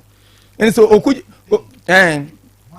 president Nanado na wone say obru ni dwale wa wiem na nye prayer na o mo han de dwale but no yamfa anya asem nti okujeto in person ye NDC ni say okujeto ka say party no at the private jet FMP DC minister bi oba resign ya bisaminu ya atase general say private jet na de buy no nti party na de buy na say mamene at on course na ebia ode private jet na buy won say ma public say aban na han jet say mfa na mara na Ghana ni so wo ho kwan say o tu kwan ya ka opese oforo say o ka sika be so a na ohwe na aforo ho ka na meboa ye kwotro ba se kodidi a ohwe ho no afa ayowa wɔn obi kɔ a oyeyi kyɛnse wɔ soro hɔ ma no but obi kɔ ɔno nso hohoro ne die mu ansa na ɔde akɔgye aduane sɛ maame na nkasa na ɛde aba adentina wɔ sɛ yɛ intimidate obi ɛde yɛ cover up nti nyɛ saa wate ase nti me no January deɛ wɔka no me Saturday me kan unique sɛ MPP for na nkasa no wɔn na ma asɛm yɛ akɔyɛ bibi because deɛ ɔse ayie no ɛna ma yɛ kumbayifoɔ no sɛ even sɛ intimidation a sɛ yɛde bibi to so ɛna sɛ da bia yɛwɔ kurom ha yɛnim sɛ MPP deɛ da bia nyɛ ne yɛka mo ankasa mo de bom ho safo hene sɛ Ghana man mu ɛwɔ mu nyinaa no wɔn mo nim de nyinaa wɔ MPP party nim enti we are legal matters ɛne yɛyɛ enti mo hu sɛ some legalities no na sɛ bia bibi atoche wɔ mu a ntempa na ade ntina mo mfa amna ne nyadwuma mi Ghana fo ankasa ampa MPP fo de yɛ kan na sɛ mo kɔ yɛ dede sɛ de menu yɛ kan ya na mo sesa asɛm no yɛsɛ sɛ nkontompo ni sɛ ono be furu dua ede na wo sɛ wo yɛ Liberty FM ma woni kan na pia na nyɛ saa ne yɛ no first na tetete ne yɛsi ne frɛ ne be bɔ obo a na ne nan egina bi so but na de wo sɛ wo be bɔ obo na bi hyɛ ne botom ne enkura na bi hyɛ ne botom what ma se niema esesa hɛ onsi yɛ kan sisi meti hɛ yɛ ti kuro mo obi timi kɔ wi akokɔ kɛkɛ no adam ha be 2 weeks kura ne mfa ne nkɔ court obi timi kɔ twa bɔde ba akon no adam ha wa amantena court kuro nkɔ obi but yenim sɛ Ghana sɛ mene me nua agya no a akontɔkɔ a ɛwɔ sɛ 48 hours sɛ die bɛ na ma yɛ kora mmara no kyerɛ sɛ yɛde me kɔ court na sɛ ɔmo ɛma me bail terms na sɛ mitimi for failure yɛbɛ grant me bail enti ɔmo so hu yɛ no mun sɛ fundamental human rights no kyerɛ sɛ obi nnam 48 hours enti die na MPP lawyers no ɛwɔ sɛ ɔmo yɛ yes ɛsɛ court no ɔmo kɔ ɛna nipa no nso a wachi nipa no sɛ sei na ɔde ato no so enti sɛ mo de saa deɛ no kɔ na se omo amfa na mamo angranti be na could me say ni yahu say trimpo bi eta akire but say be condition na wode ato ho no en ehia en na wasa kan people for 200 na mo say de na January e kan no na yehu say ampa say e political change na aba na ye pese ye de be intimate nkrofo a ni yahu say ampa e bo apa na se bia ruling party no eye but ye the conditions na ba mun kotua conditions no en na mo ye dede na wati mase ti sanka mo ye saa na nka mo san be kan bibia anka be ha adwen na menua eduru ba bia ho Ghana da bia meka se ye se wan hwe yi a asem bi kan se ase na edua e batabo a na ni twa yetwana asem na asi no se me na to me anka be me ya ti me nka se ato ntumi na ye me de ba se Ghana mara na ye de ye adwuma na sebe ye ntumi nka se a party like MPP womuni lawyers na onu ntumi personal ni kura so lawyer once na menu agya no a kan asam na kwa miensa party ni kan sei na ne lawyers nso kan sei na public nso kan sei ntia ba sa uhu de woka but me de na me kan say asam na koye sei ya ekwa legal matters a menu aka so ana me papa wahu said ya ye no so kwa kan bi a no wakwa akoye ntime asam ya legal matters no da bia me kan on public view because one say duru ma bi one say interview na agya no aka ye no me mitime tena ho say me obi kan asem because me am a psychologist in say obi nsem obi kan obi tia na ne buafu no obi ye bibi no I understand where the person is coming from nti ye no ye fan say normal ye fan wake up but obi a ebe ye ntokwa but obi kan ya kan say because of what how obi a mental aspect in we obi a category no enti asem no said you kan no say irokofo any those involved in untumi's case no so omutumi eba abonten kan say ni nti eni abechi wuntumi a anka obi adwin mu edebe eye no fine but in say deputy AG edebe too just say is an investigation mo enam say fraud international crime omo code no yes code no mo de born no once obu wo ha mra nchiremu ade chenye no ebi anya bu apayo what man say because ebi obi be but in say iyoko eba bechiwa eni so mo explain the reason tia omba bechiwo no e kire amansan answer me kire say yes oh I know the sent mra no mo de mra na eyi adwuma ntina me ka say etia mra kan people fire hu bibi dada once omo de legal process na eye but na me kire say omo de omo adwuma na omo ye de be omo ye but as time na yen grant bail ma wuntumi na obi ante condition na da so say wo se ye de ma na people for sebe omo bon twene mu abonten e tretena form enyanche no no mo de seek public attention say intimidation na amanfo susu ni say ndis ni ye ne sa because code you dey abono no say won say Ghana say hukumu ni pa akura na you allege until say ya declare ogeti ansa no betimi ya debe aka bi nti any crime obeye no Ghana no is alleged enti eno no se 48 hours na mo se mo abusu a se we konso omo nso mra wo ho a se wudi asem no ani ni ya ye de obekọ ti se mo se mo de asem na court se bail conditions no too harsh de a yente so asom timi nya no mane nko to onte se ambeka se odi mo de court no court se bi esusu se munye ni se yanse na ma na akọ enti se ti amara anka megidi se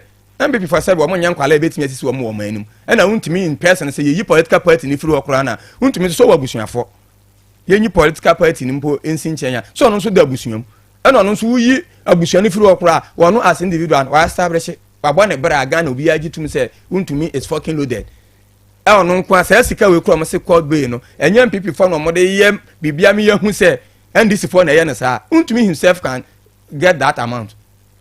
Because I quite remember saying to me ever turn the TV station for a gold bar 7. I don't know a solid cash. What am I saying? But in terms of I'm cast say and your policy says we policy in French and cry to me as individual and crano. We born a brother obeying me meet that bail condition. But MPP for Nankasa person we be ma aban we yet to son home be boom say Wapayobi and our dear debe. To me, but that is not the case. To me, January say Marano eba na so mu say omo afuma say sebe mo lawyers ne we e wo mbema Ghana fo yin hu say o na ebo apayo na ebi mu na hihye ekira ye chama untumi sa but me personally and I say Ghana no e was say mra ye adwuma say obi say Ghana no say susu ananka ye nyina ye ne sa kam yidi say ahoto beba because one say we call ye disuamu a ye was subject be a friend say religious and moral education we call baby niam baby mo a friend punishment say nim punishment say other say punishment to reform somebody na a year return to the others say the other people not imitate the wrong the person did one until mo bi so sachara so bi e wadwumpo bi say anka ye na no mo na obi tu ye no okwakotu bi na wo hwe say asontwe bi e wo ho ma sa ade na then we have change in mind no so dey be asesa say the best any panel so anka sa we involve that art na punishment bi akọ no won continue to reform or shape the individual to be on the right path. Enti na punishment ewo ho but ye nye se hwe so ye mamra ne ye adwuma nti we no mo pese mo reform eye untumi that is it. Oh, okay. Ana ye reform untumi no enye so no nkwa me kire se mate wase yes nti it could be reform to human and say bibi asotwe bi mo bitimi exercise say mele bi me nya kwanya say e wo say maje contract sam bi say wo say me ye wo ya meye what you say enti say apart from untumi na manfo bebre nso e be sa kire firi ho se sisi asa aban aba to obi nso kwaje contract no hu se emre bi ase untumi nya kwan we o mo se wa anya waje hu sika ye twe na bo so yi me nso me nkoye sa bi nti the others will learn from what has happened the punishment am afoforo enso nya adwen sachara ana no so eshepu omo or in the same time a reform omo behavior pattern based on the two will be no tebema even cry this appointees now no sebe no omo de be sua yansa said the tie bia ajabi ti ase abanko de tie bia aban foforo be de be ebeba nti se me nso ma nya de se na fata da kwamma no de we aka nsempani fo nkwale na be empani fo na wonim se na ho nso a so ntimi mo nkuro ni bem nti ebema Ghana fo enya sebe adwen sachira ne hunumu bi na se oman agyapaade bi ebedi nsem a ba konfo yes we hu de o se ye de ye me de se intimidation na anka meka but because it's legal aspect nti mara no bi wo a ukom bebre pe na so kokan o masem but me dem susu se sa time no mo de bail conditions na me susu se anka BP for ebe meet that condition no ekwem bia na wo so mo fa so emeti that bail condition na mara bia iwe kofo abuso no no mo hodu omo no on say na je no aka because obi ye bibi na so peso ye bia no de asem aka because ye de wa betu mo we oso wakotwo bi board ye omo say anka nya ade so mo ma obe 48 hours ena wase wodi wo ho 48 hours na so ena ye de kan say oh betu ya 500 Ghana cedis nema onko na so obi ametu ya definitely ni say obesan anya additional days wo ho no wodi sa anya enti amra o because we bail condition no anye de ben yes the nine people for us and community that bail condition so ni ehu say ye bo apayo bi a sanka Ghana fo nyina be hu me the mistake apart ni ye no say bail condition no and asabi ye te ha na enye nkwala MPP for with me yi untumi si wa it cannot be say that bail condition no MPP as political party wo mu guru so no ntimi meet that bail condition no ah na mode seeking public attention say who say oh nana you be fair to me am penokre MPP as political party yen mkrofo mu nsam wo bi o metimi age no ah ye o ya bisaje no be di adanse o ma me sisi adapa akwa hwe sika odigu ni pass kura ye wi bi kura na wo hu se ye wi bi MPP dey ye mi so me fucking loaded what man na ko metimi aye but omo ye omo adwen se na nkomo ye bibia ma aban no ho aye de be ehu abebom se aban na we intimidate MPP for what you say nti sa adwen no mo nso o mo take ya ma na koduru sa sa ko mo meti be condition na fe dey biem na asi because you say afie echi no say abofun bie no gabi be that say ata wo won say a reformation nti na wontumi e obi owe nti na makan me say yoko focus ye exaggerate wontumi ni detention na if you want kasa kayaso sisi ame no kasa social media na deputy attorney general abebo ni kwadu social media o no atwora ba but court an kasa no onfa no nko until you give room for people to exaggerate by what must say because social media now as deputy attorney general odiaba it is obia kase e ya ban wa sheda o yes social media well you got it oh in politics no when you play to the gallery na say oh yes oh bo gentrepe we opponent ni hunu say we ye weak into no so be play to the gallery ni bi and that is what is going on but me as a person no me say social media fight now NDC deputy attorney general fight no M1 no because assemble akon 3 institutions CID investigate assemble akon Yoko investigate asamna ba akon na NIB so investigate nipa ba akon ade no aye so obi ka say ya ban na ashada yes ana obi abeji atum mba you what ma say obi abeji atum because say see am no ka say even cry ye miti be condition ni wia what next enya court na o de ne beko ntia de na ho fa ne court ntina ye ka say e cover up na mo de cover mo ne ma bi so e wo asem we mu ye tozu mi bi o ambeze me kan wa asem ye even cry no ye do asem kokota and I say you invite you e wo any investigative agency you can decide to keep quiet obet me keep quiet on kasa ana me boa obet me kasa fam kokot o de me kokota me ba be kam asem enti enye mie fa se obe invite ni pa kra ko Yoko ho no na be ma na kasa na se on kasa ena tu untumi intimidate obi a friend untumi obi abrantie na ni we obetime intimidate no o ka so nam 1 year akro bedem on fa ho me lawyer bia ka kire me za ta opiska organa ha babu o ho nsese usuru ba kun ye sales o say yes pesika pa be so bobra organa ha babu o ho nsese usuru ba kun ye sales no ka kire me sometimes no wonwa sebi anyom bibi kakra edi no omo police nisas na ade no the last resort ade be intimidate no kaya zo se unimu a unim se untumi wanya your training kakra ne nananom popanyi kumi omo wo akura wa barabara ho na yetete no the such a person ono no abebo gale wo ha sa waduru wo no ono no wabre o antinya intimidation na ode ne be famu no ena bebo ena hwe crime any expiring date iti enne eye untumi asem na yeka nti NDC fu obose na de ama asem wei amanfo ka se NDC fu hu bom na ban hu bom ne se okai 2013 anson mining na ye hwan dia na ye untumi ko she ne excavators ne niam nyina oye den they say oye galamsey me wa no oye small scale mining which is license my word must say even samana boy forest yo mo say o ma say no kura no untumi say onko but ye di ni din ato so say on na ye adwuma ho mo freezing accounts untumi nko na account mu nti ade na aka untumi mfa no nkokot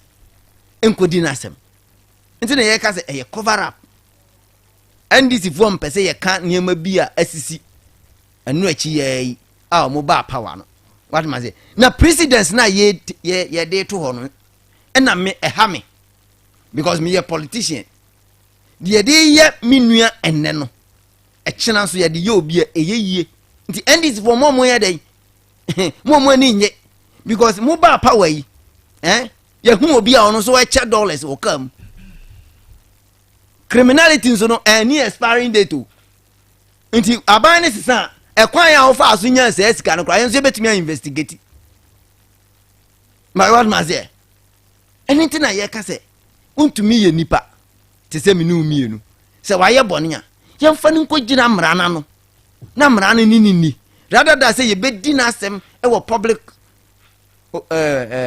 arena ho what maze enti mesre NDC for Sisia muna mu wa ban mu muni opposition ye the opposition ye kan wi a ye ni hwe ka bio but mo de mo kan esesem mo ye magana fo hu se ade na maka no mu ye hu adwuma mo na mo de mra no ebe mo de nipa no be komra nim akodi nasem se mo anye sa ade no na mo ye sisia de mu goodwill sisia mo kan sem sisia se dollar na ba na anya no na ndisi 4 years so a so mo kote mo gu mountain so mo the pressure air to yoko so say omunyesi because instead so mbe court no omo ti social media no mudi asem no ho nti yeso be ko social media mba wa asem yeso be ko akodi am asem but the truth of the matter is by the next 2 years NDC will be evaluated ye be assess omo ni omaye ye can the number of growth amoche omo there's almost ase no yen kan the number of grofo amoche wo mo behwe nyuma NDC aye ye behwe nyuma ye di tumi no ma mo ma ye moye the last year na aka no we dey ye hwe nye because that year na ye political year they would be ye bia e be interpreted as politics it me I have a strong belief that NDC no omuni ntansa kese bia de bo ntumi enti na assemble akope no 3 different institutions if not 4 and investigating it is here keeping beyond 48 hours I mean MBB is a party with lawyers. I expect me lawyer for no to take and go and test the law say identity na nipa ba akupe 3 institutions echere cells bia yourselves yoko cell yourself oko CID cell yourself anambua NIB die ya media mean NIB ni die media o kan nim say your bank bi ne friend NIB media die nim say your friend BNI na obo emudu be na BNI ni badia uba emudu u kan NIB ankwala ni hu ni yi NIB cells yourselves into identity na one person 3 institutions investigating no mu keep no beyond 48 hours. All right. And I need my party people lawyers to take the matter up. Okay. Now you free wound to me because at the end of the day you say almost your bill your meeting big conditions conditions no. See you meeting there and then minim say court there no so where then e be koso e koso we ni eyi na we expect the NDC to send to me to court. Okay. Ni ndi nasem. Sene be ya mama pepere ya bo. Popo wo kakra bi eka fa ni no so eka yo. De na ye kan nyina sam se ekwantenti bia se wie wabobo ano. Na ye be conditions no. Se mu meti dia e na 3 institutions investigating to one maybe crime aspect no. Eno me nyini se Ghana mra na be ye bone. So that's why we need to test the law. Intina me kan se minim se mo se institutions now is banned by law. To say oh yeah crime bisa na so bisa enye yi a ka menyi ni se metimi ateki sa on no se bia man nkwaje na home ansa na bi mu abefre no watmase ena ni mpan podi wa bedu ho preko yensa nse keska ense patru kura nsa mfa ma ho to wa bedi ho a ade ne yenye ne preko se etimi ka se ye de ebo ba akon akun ma mienu ti ane tin yenye ne sa nti ya no de menyi ni se January onse ndi ehon de on shedan san makum ase bi onse kwan no wa so once a hen wo ha ye de wo ha nta se ye hu sa ampa so opia na obi hu se oh 3 institutions na criminal aspect no mutimi hwehwe apart from court no omo hwem ti se untumi na hona so ko kan asem bia na wa hwene yie entimi nu ade wo kan na de nipa bia ye sesa oba nche enya uja ena be kire enti de ye kan ya Ghana fo enya gidie to abama ye no abe social contract at the end of your 4 years no on bed on bed judge based on your performance say achi obi say ye obi sa ebi akubi so obi nso say so obi ase o manager party obi awia o manisika ebi ono nso nti na ono nso mpo gina so to aba no ena ye wo aba mu no de ye say the right thing must be done ena obi a wo ye a wa anye ne yie no wonsa na medical kan no general ka say cram entwem wonsa me ka say do mo ye no we ye ndisi appointees a say be ma won so aye de ben what to hope for because punishment are reform and so wonso obeye de obi aye de a say china say wo kwa me de say mete ha untumi wo ha na MPP for ena ma bonten a omusun ma na kan say me nso me ne be kwa akwata na o ma de ache omo ye yin na obi akofie na yere sebe na yere ne kunu ekodai ekodidi adent na mo anka say na ye nkofie be kwa akoda ne nchen obi anya sa me no watma say nti next time no nso wo ha na de otu hofo ti ye ya ma pepe yo ada ho amomo hu say next time say o man eja pade be di nsem a fa ye de ese na efata o man be di hu mfaso ti ni aja no a ma won say wa bam de but ni intention say ye de intimidate untumi okay yes meda say asida anapay enko ema power specialist herbal hospital womo ena the 9-time award winner ema hepatitis B C and A who fatty liver how prostate enlargement we immune system we here support ulcer fibroid and kidney stones ye wo adro aya to din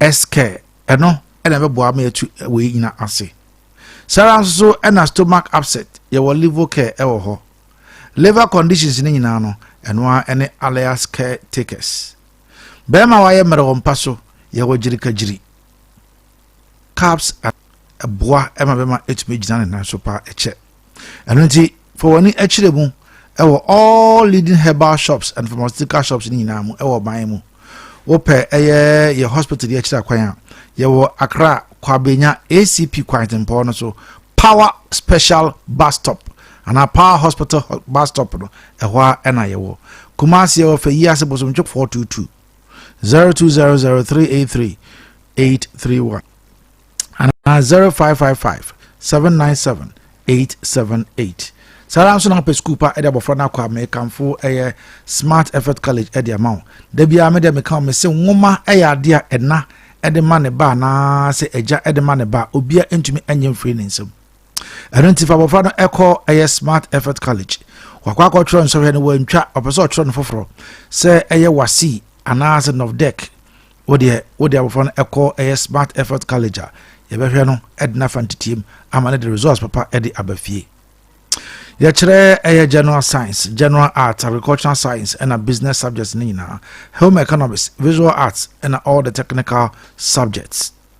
Ye sign hostel kasia ho do bom frano nti awofana mfa ho ne baby free oba. Say ye chichi ne benche de odne ba obenya baby ada. Smart effort college de uduru honoma who ace and obese in the assured. The sign of basic school are started from crèche 1 year kokosi class 4.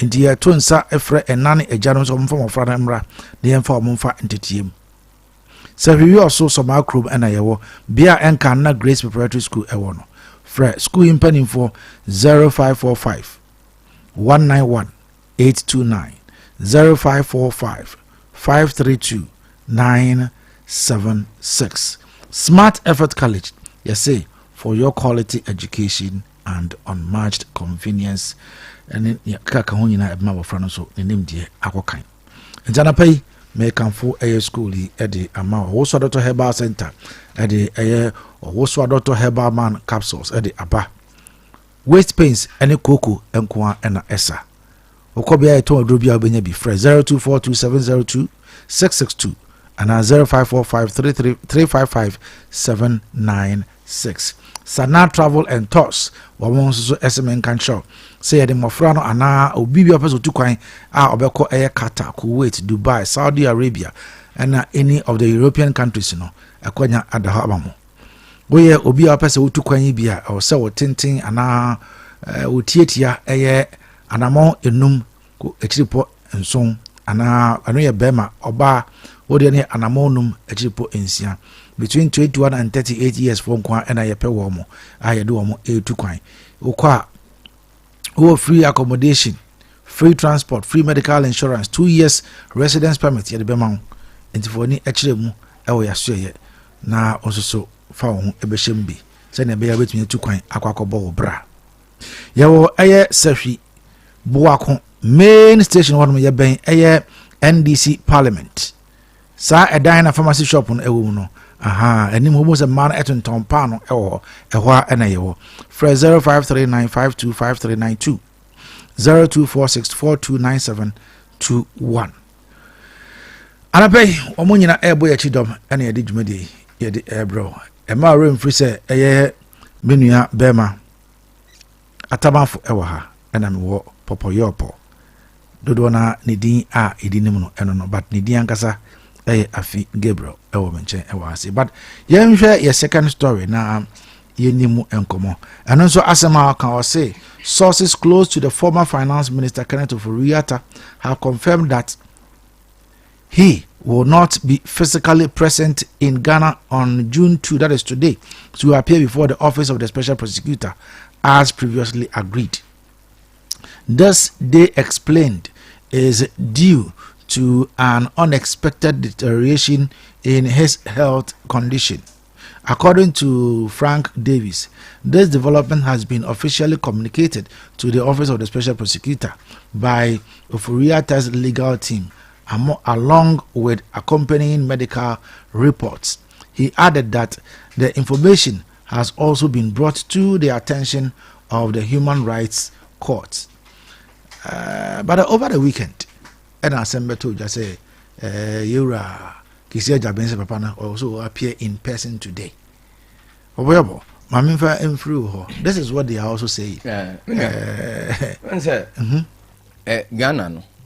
Onse nsem bi wo ho a eya na bebre na sisi agama amanyo sem no abedi bibie me na wo konsole nsole kura na ba bia Ghana amanyo sem no ahyehye ho na sem bi ho na akwese nkontomre chene no se wa momu den pa agro no nso obomu den so a etete asemu ye hye ase ka se yehia former finance minister eduru mle bi kura ye de ne din koka wanted list ho man krata said the kekan ya ebam ye from ye man date that seven panifo se obi onimo adwuma no onsuro buruni se ebasa na ema obi kura wo hokura onya adwumpo bi se ne papa no aye boni bi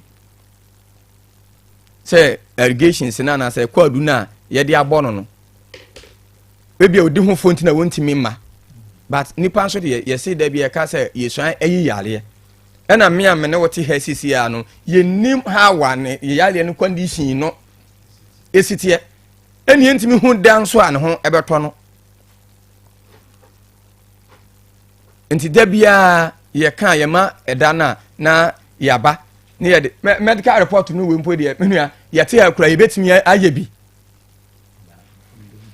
o me kire se o human institutions enye ba bia ne timisi but eduru baby a menu ata yebetimi January yebetimi afa kwati kwan bi so anya report bi di a defend ho kakra o because sabe yetie bia so obi awadamfo say asem say na aba enti bibi say hospital na wasa no ho yale no okọ no ebia wone nipa mienu miensan bi anya formality wo ho ana nan so de wi asen de obi anya obedi ame no so hia o ti how true say yebehu say de omokan no aye no kore ti ba sa na Ghana fo na asem no ato manimu no a omonte ase bi amumme hu se de condition no esitie na ebe ye den ama gidie wo mu ni se asem na ye kan no se eye nokore ana enye nokore na se vice president call ye se na obi amfa pray enko hwe se de hu sitie enso ye yan pp fo bi momo kan social media se ndc fo ne omo vice president fo kum yakum no enye na mami ya bai what ma se ntie ye obi intention obi adwen osusu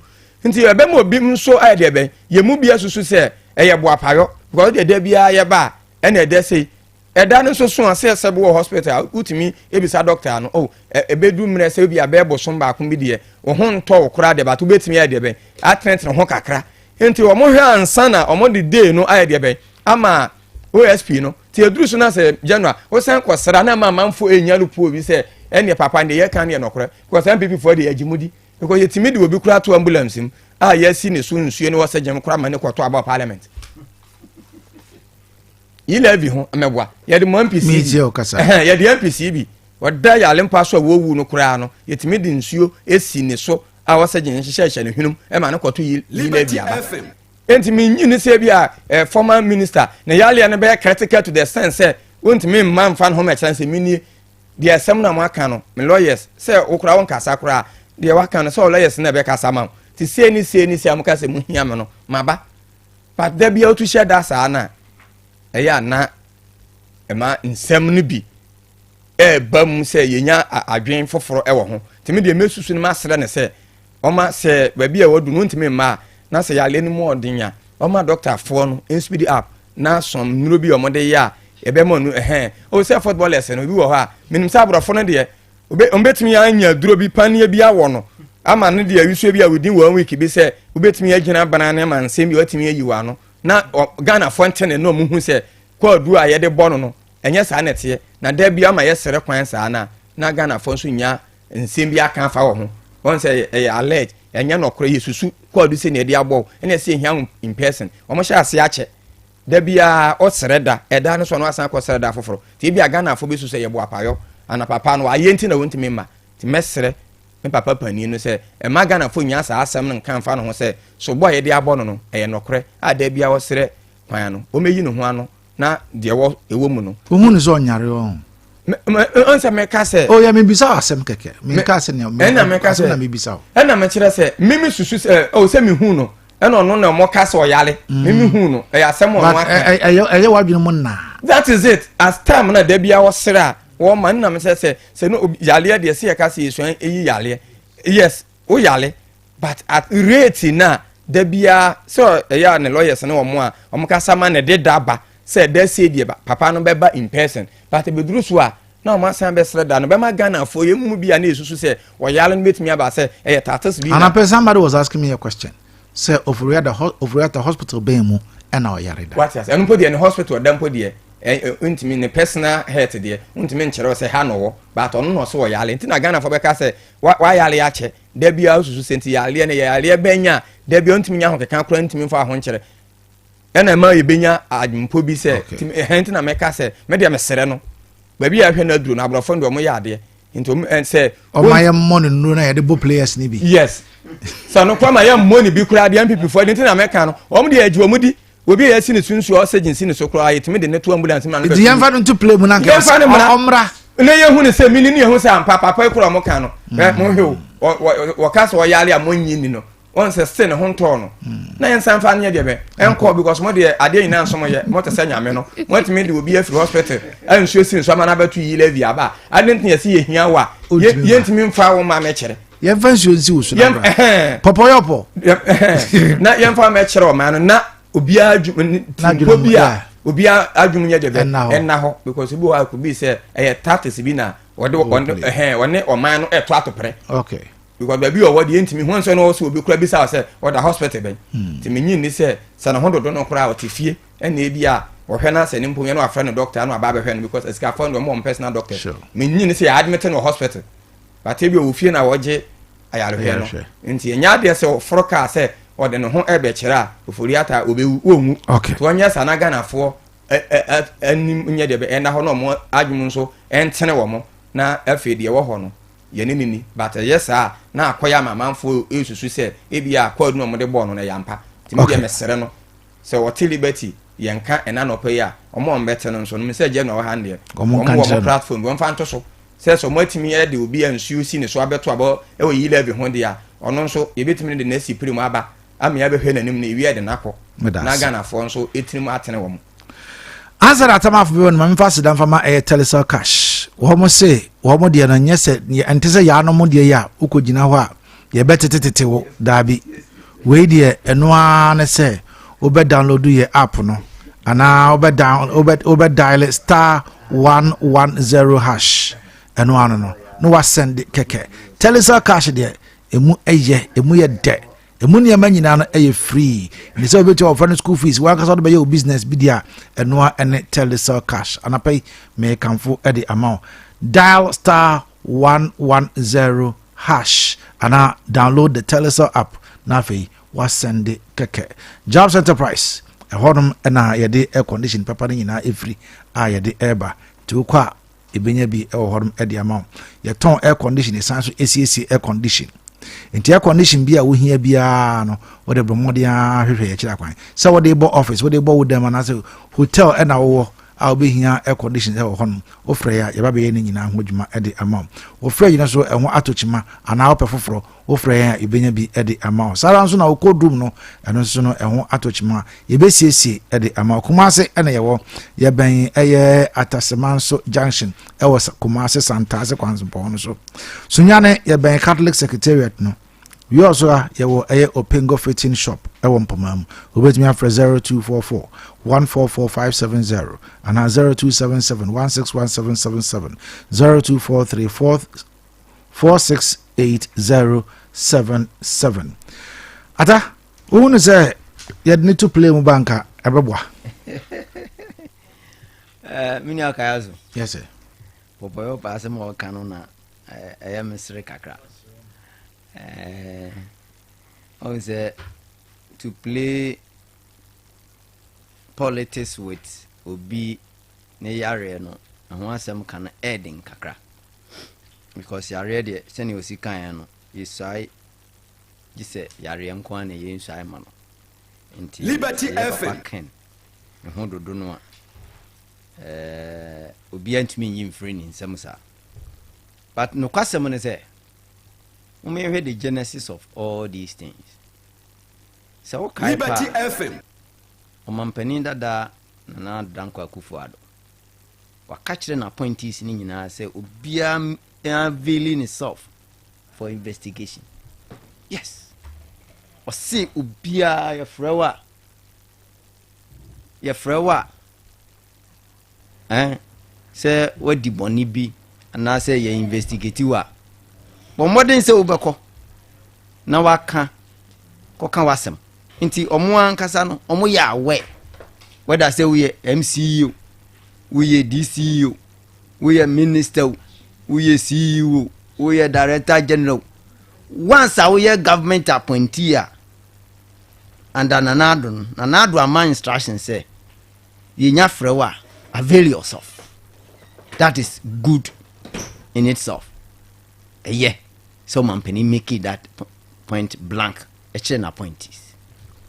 Enuntina ye papa ken oforiata o tu kwan no o tro letter e command chief of staff or ti hosisi say ne ho dodo no nti obeso o tu kwan e ko hwe ne ho yare o tro the same letter e command former chief of staff say ne ho dodo no na say o tu kwan na so mo hwehwe no bia na ekwan ofa so obeyi na asem na no be den obefa so okoye no andru na otwe na OSP aka se ohwehwe ni nsem mu eye normal say former minister of finance ye be hwe ni nsem mu but in a space of 10 days OSP through on a letter man the lawyers respond no na OSP a declare no fugitive e wo Ghana ha fugitive so no a lawyer for kire say obi a wadwane justice ene declare no fugitive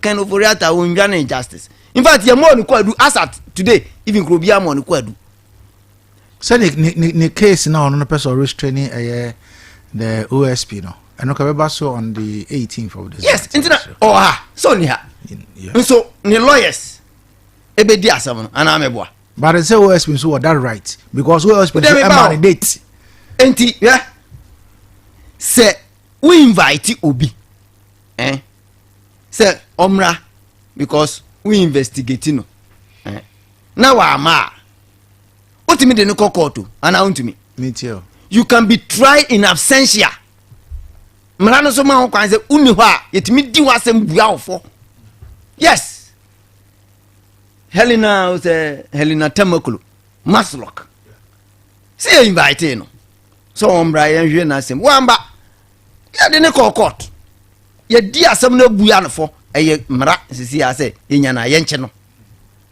so ama but we kura no anytime OSP be chiro na asem bia no or the response eden eba na the latest response kura aba ne say papa no enam na ho odin semunti no ebeye din pa say obeba mprempren enti ye wo mra bi wo Ghana the law on electronic technology say o hwe obi na say on to me ma yetimi eye ni interview and interrogation ye no virtual ana ye bida ye bida this election petition 2017 your papa former national security coordinator your friend saying BB Tamaklo or something want to meet my Supreme Court no yeah an interview was virtual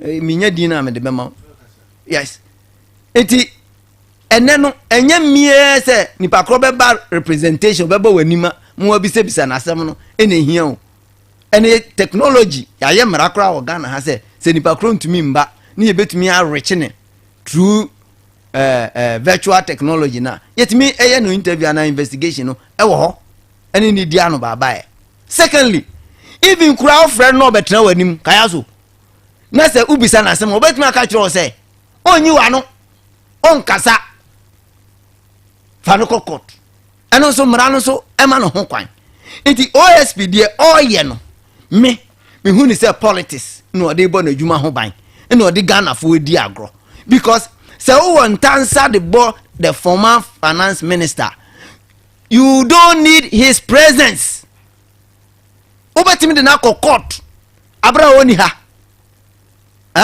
ama ye dinasam ama na ye enti politics na OSP edi yen no onye very careful because Ghana ha yen nkwala o ha so office papa no wadi boni bia wadi dwirim bia he must not come before you can prosecute as say odin court but me dinasam the lawyers from David some Ghana they can represent him ya incarcerate na and Interpol ne laws I want international yi o betimi de na ba say ne boa pa yo say enye say ne health ya betimi de na ba ana me boa secondly say public opinion on social media fight na ya politician ya results to no and na ebo ye man no because one okura mo ni kwadu enso timi declare ni fugitive my one matter intermediate Mr. OSP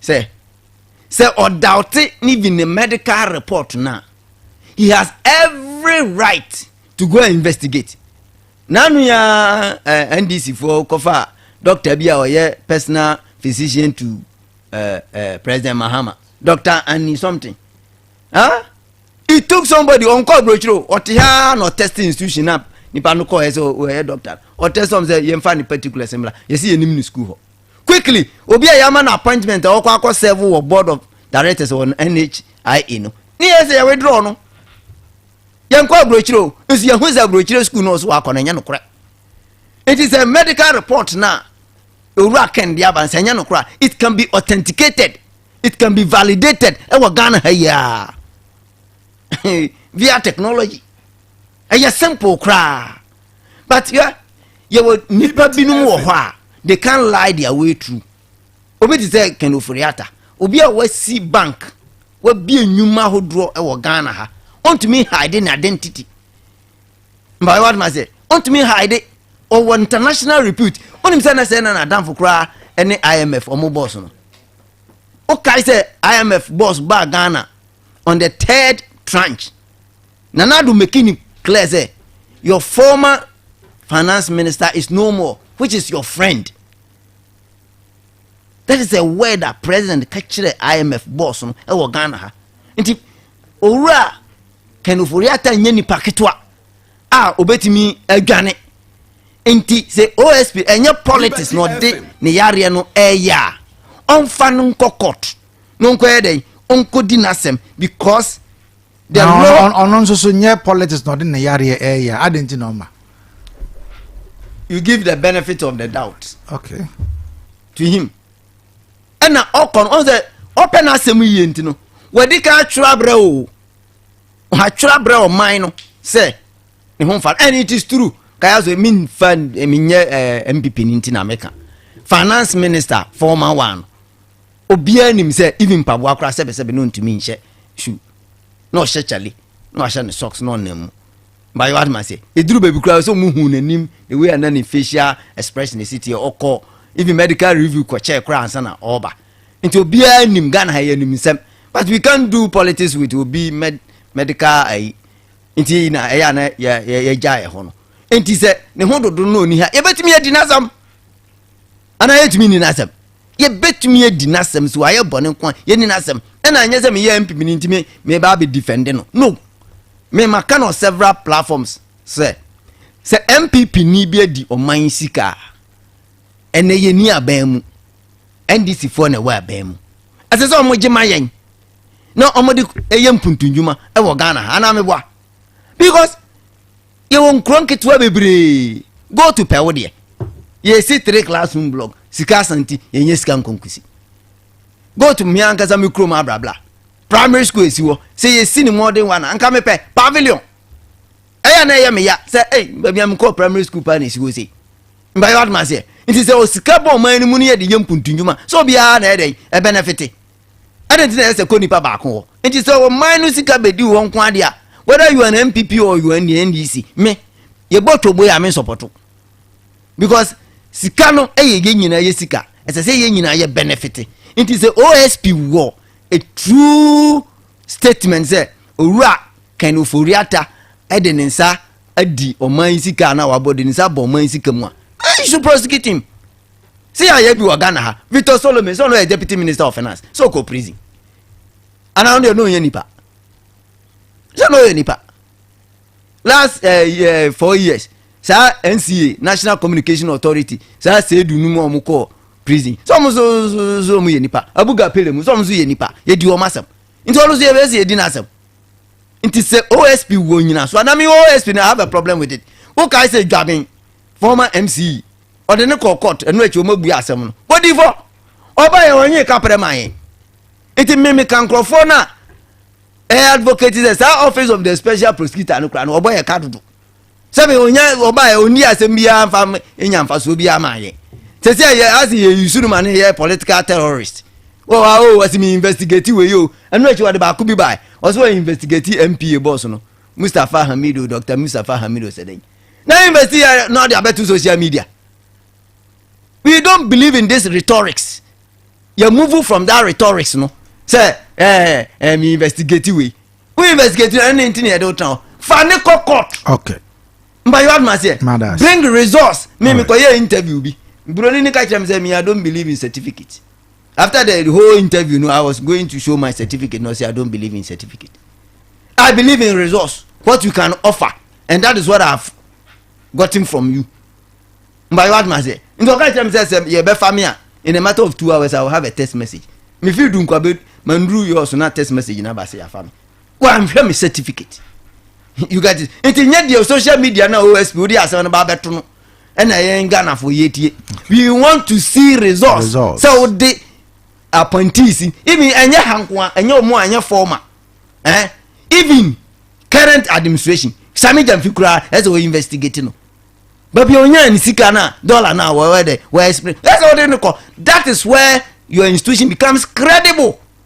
Now there is a former appointee Kurano. I know what to be a to. I know what to be a to. As we speak, and you're credible somehow. Now we are credible. We are credible. And your court now can prove. Okay. Madam Fubika Semu also was so certificate and Ubutum. What credibility as a lawyer and as an investigative body. And it's all about court. We could dibim. Ubako court, we could diasem. We nya resource. Any amount credentials. And yes, if you have social media, you want who say MPP free power.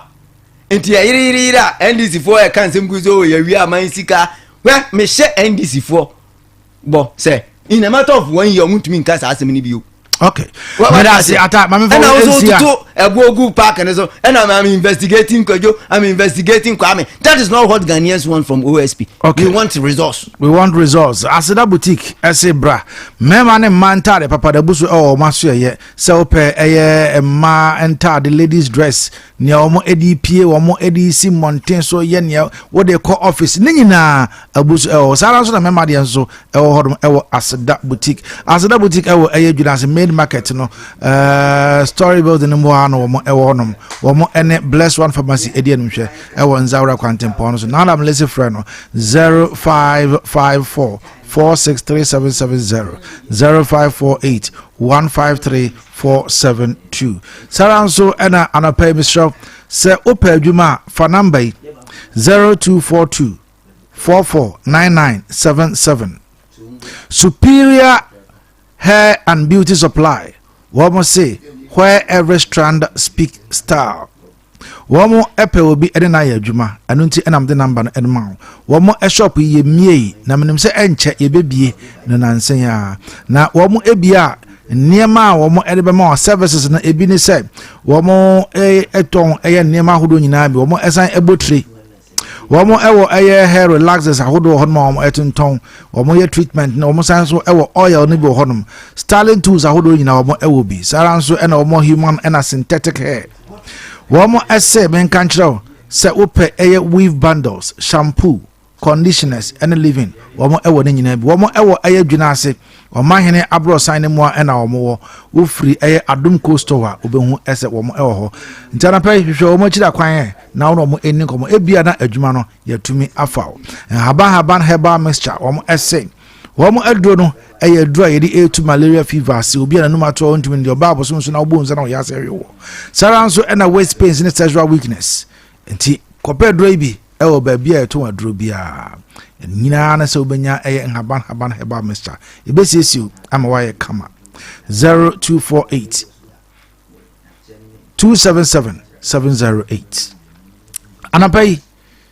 se uye kokoku yani tiemiye yara gana fa kwakofa yara vita crop lift bio edi abadwaso eboa emakoko edua no eho den na ma ports no so etumi eso bebre so obeka yara gana fo wo na kokofa asase wura fertilizer edi ebaye wo mo na asan kwakofa yara vita crop lift bio ejara ba onsa enkabi emwa ma okoko no so entumi enso doso wo ye obi a wo ye aburo emo ana sogum wo so yakwakofa yara mela activa yara bella sulfan ana yesanso so ewo yara liver netrable and so fertilizer and so eboa ema vegetables so etumi enyine kama enti okuani bia emfana ni enchiremu ewo yara Ghana for asuyeye ubetumi afra omo 0540 115748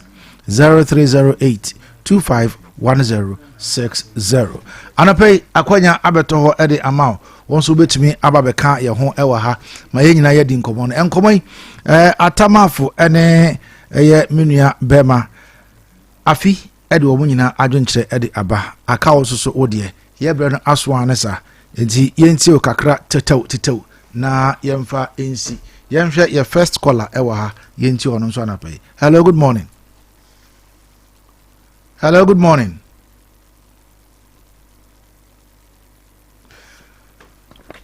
Good morning. Good morning. Me pacha udi ane waso. Pacha film kwa menya kumikaze fra boboya. Aja kwa mna yentio. Yo mamintia ona bo wata. Bichana fa. Ena ona bo yiso chika. Amuso tiano. Ena 2 and 2. Ena wesa fully ayo wata pacha mebra no ko. Why? Yo amafim sawan say. The only any day, Cosquita and dear, you would do Babay. Or by your Abba parties now, or because nothing beyond one would have got to us when you do that. Then you know, I see a woman. But Anna of Ataka, and the way this one could rush it. Parties may in to the trap. Until I didn't event this. But 7 and 3 need to be uncomfortable. Sana confuso also and canism. All right, was one nyame entina 0536 304072 and 0322296342. Good morning. Good morning. But when they just say because every kind of so I just say yenti on pay. I can take you tell them because free. I just say me agina way. Oboduma pa na me NDC for communicators na na me fi omo ara. Se se ti mo mu na do ne na ban. Dem pekata fi se ntino ya ti be ama wi against ka chi ogun. Mama ba wa obeja o ni na o so ri tran say so bi ya ma isika na tan family akwan so na uja ni pa no be na family akwan so. Tell you say mo head o mo ye no na de tie bia no o mo nka ba ekunya no so e bi so be ba die da wa se. Yes, yeah, that's it. And I was so what you say 0536 304072. Good morning. Good morning, Kayasu. Jampacho within WhatsApp. Check so much phone. Kwabla yetu. Yo, meja po. Kayasu. Bechia onabo bwama atamafu mishao. Mishao. Kana han emrawa. Sede na onabo bwama atamafu kano. Onse se obi ejisika ni meja po mi ade a me pekiri o because kan mi mani bi emu emra kwan so le se de me fa mai ma je untumi mo ba se ni nyuma nyina nti se bara no ho dia mo fa kokoto e kokoto mbo kwa du ni se ebo no a na bia se mo de fa mo de na fa emu anse mo tai nani mo ye de mo pe na no kura no president tada e ko so kore mo kore no kura ya ma na kwai yan area din anje ji obedam wawu ana say ntumi mutima yenden eni eden onu ni eden tinya dia onu sokot ngan kokot no bibia ntimi ntwa all right emu nya say we say we yare ya yemfa nko efa mra na je NDC ni ti okay anything medase 0536 304072 0322296342. Good morning. Good morning. Ati say mama. Kacha me hu ye na nse. O de acha me mayenti of him. Le kacha ni ti aga na fo nyina na ni kendi sesele ko ewo yoso. Na kama untu mi o. Na asem no. Enye ndi sefo do. Esan so wo ye Ghana ni. Osan si obi papa, obi eba. Enti no enye ye de. Nemono yes shishani so munafe waye mistake mrane nindi esanse Ghana ye nyina ye man obi antini mbefa Ghana enye ade bia opedia enti mrano nindi na enye se ye de se ye wo famu no ye ndi for de enye ye de fa azumedase eye vim lady nyame enshra Yentu so na yenkoyadim. Yemfa your last but one caller ewa. Hello, good morning. Good morning, Munyakwasi. Aja udin wasem. What is it? Nyame adom. Chama yokusumi ekojina. All right, chama yentiu. Na mencha general wa aduma wura no na mencha me count this. Munyakwasi. Aja. Ghana wa hu. Tambia se pesanka yekoya nyuma ka wasi fian general hotel no. Ni watamafo. O tambia platform bi obenya bia o se ni papa no kra na wo MPP ni na wa discar yem prosecute na da bi scan che bia fa bla ni mfa nyi o man na dwuma andi so mo person be kan kra opuni mo e che o mo no e na finance current finance minister o te ko nyaso yi na se me ko si sai o di for o di dem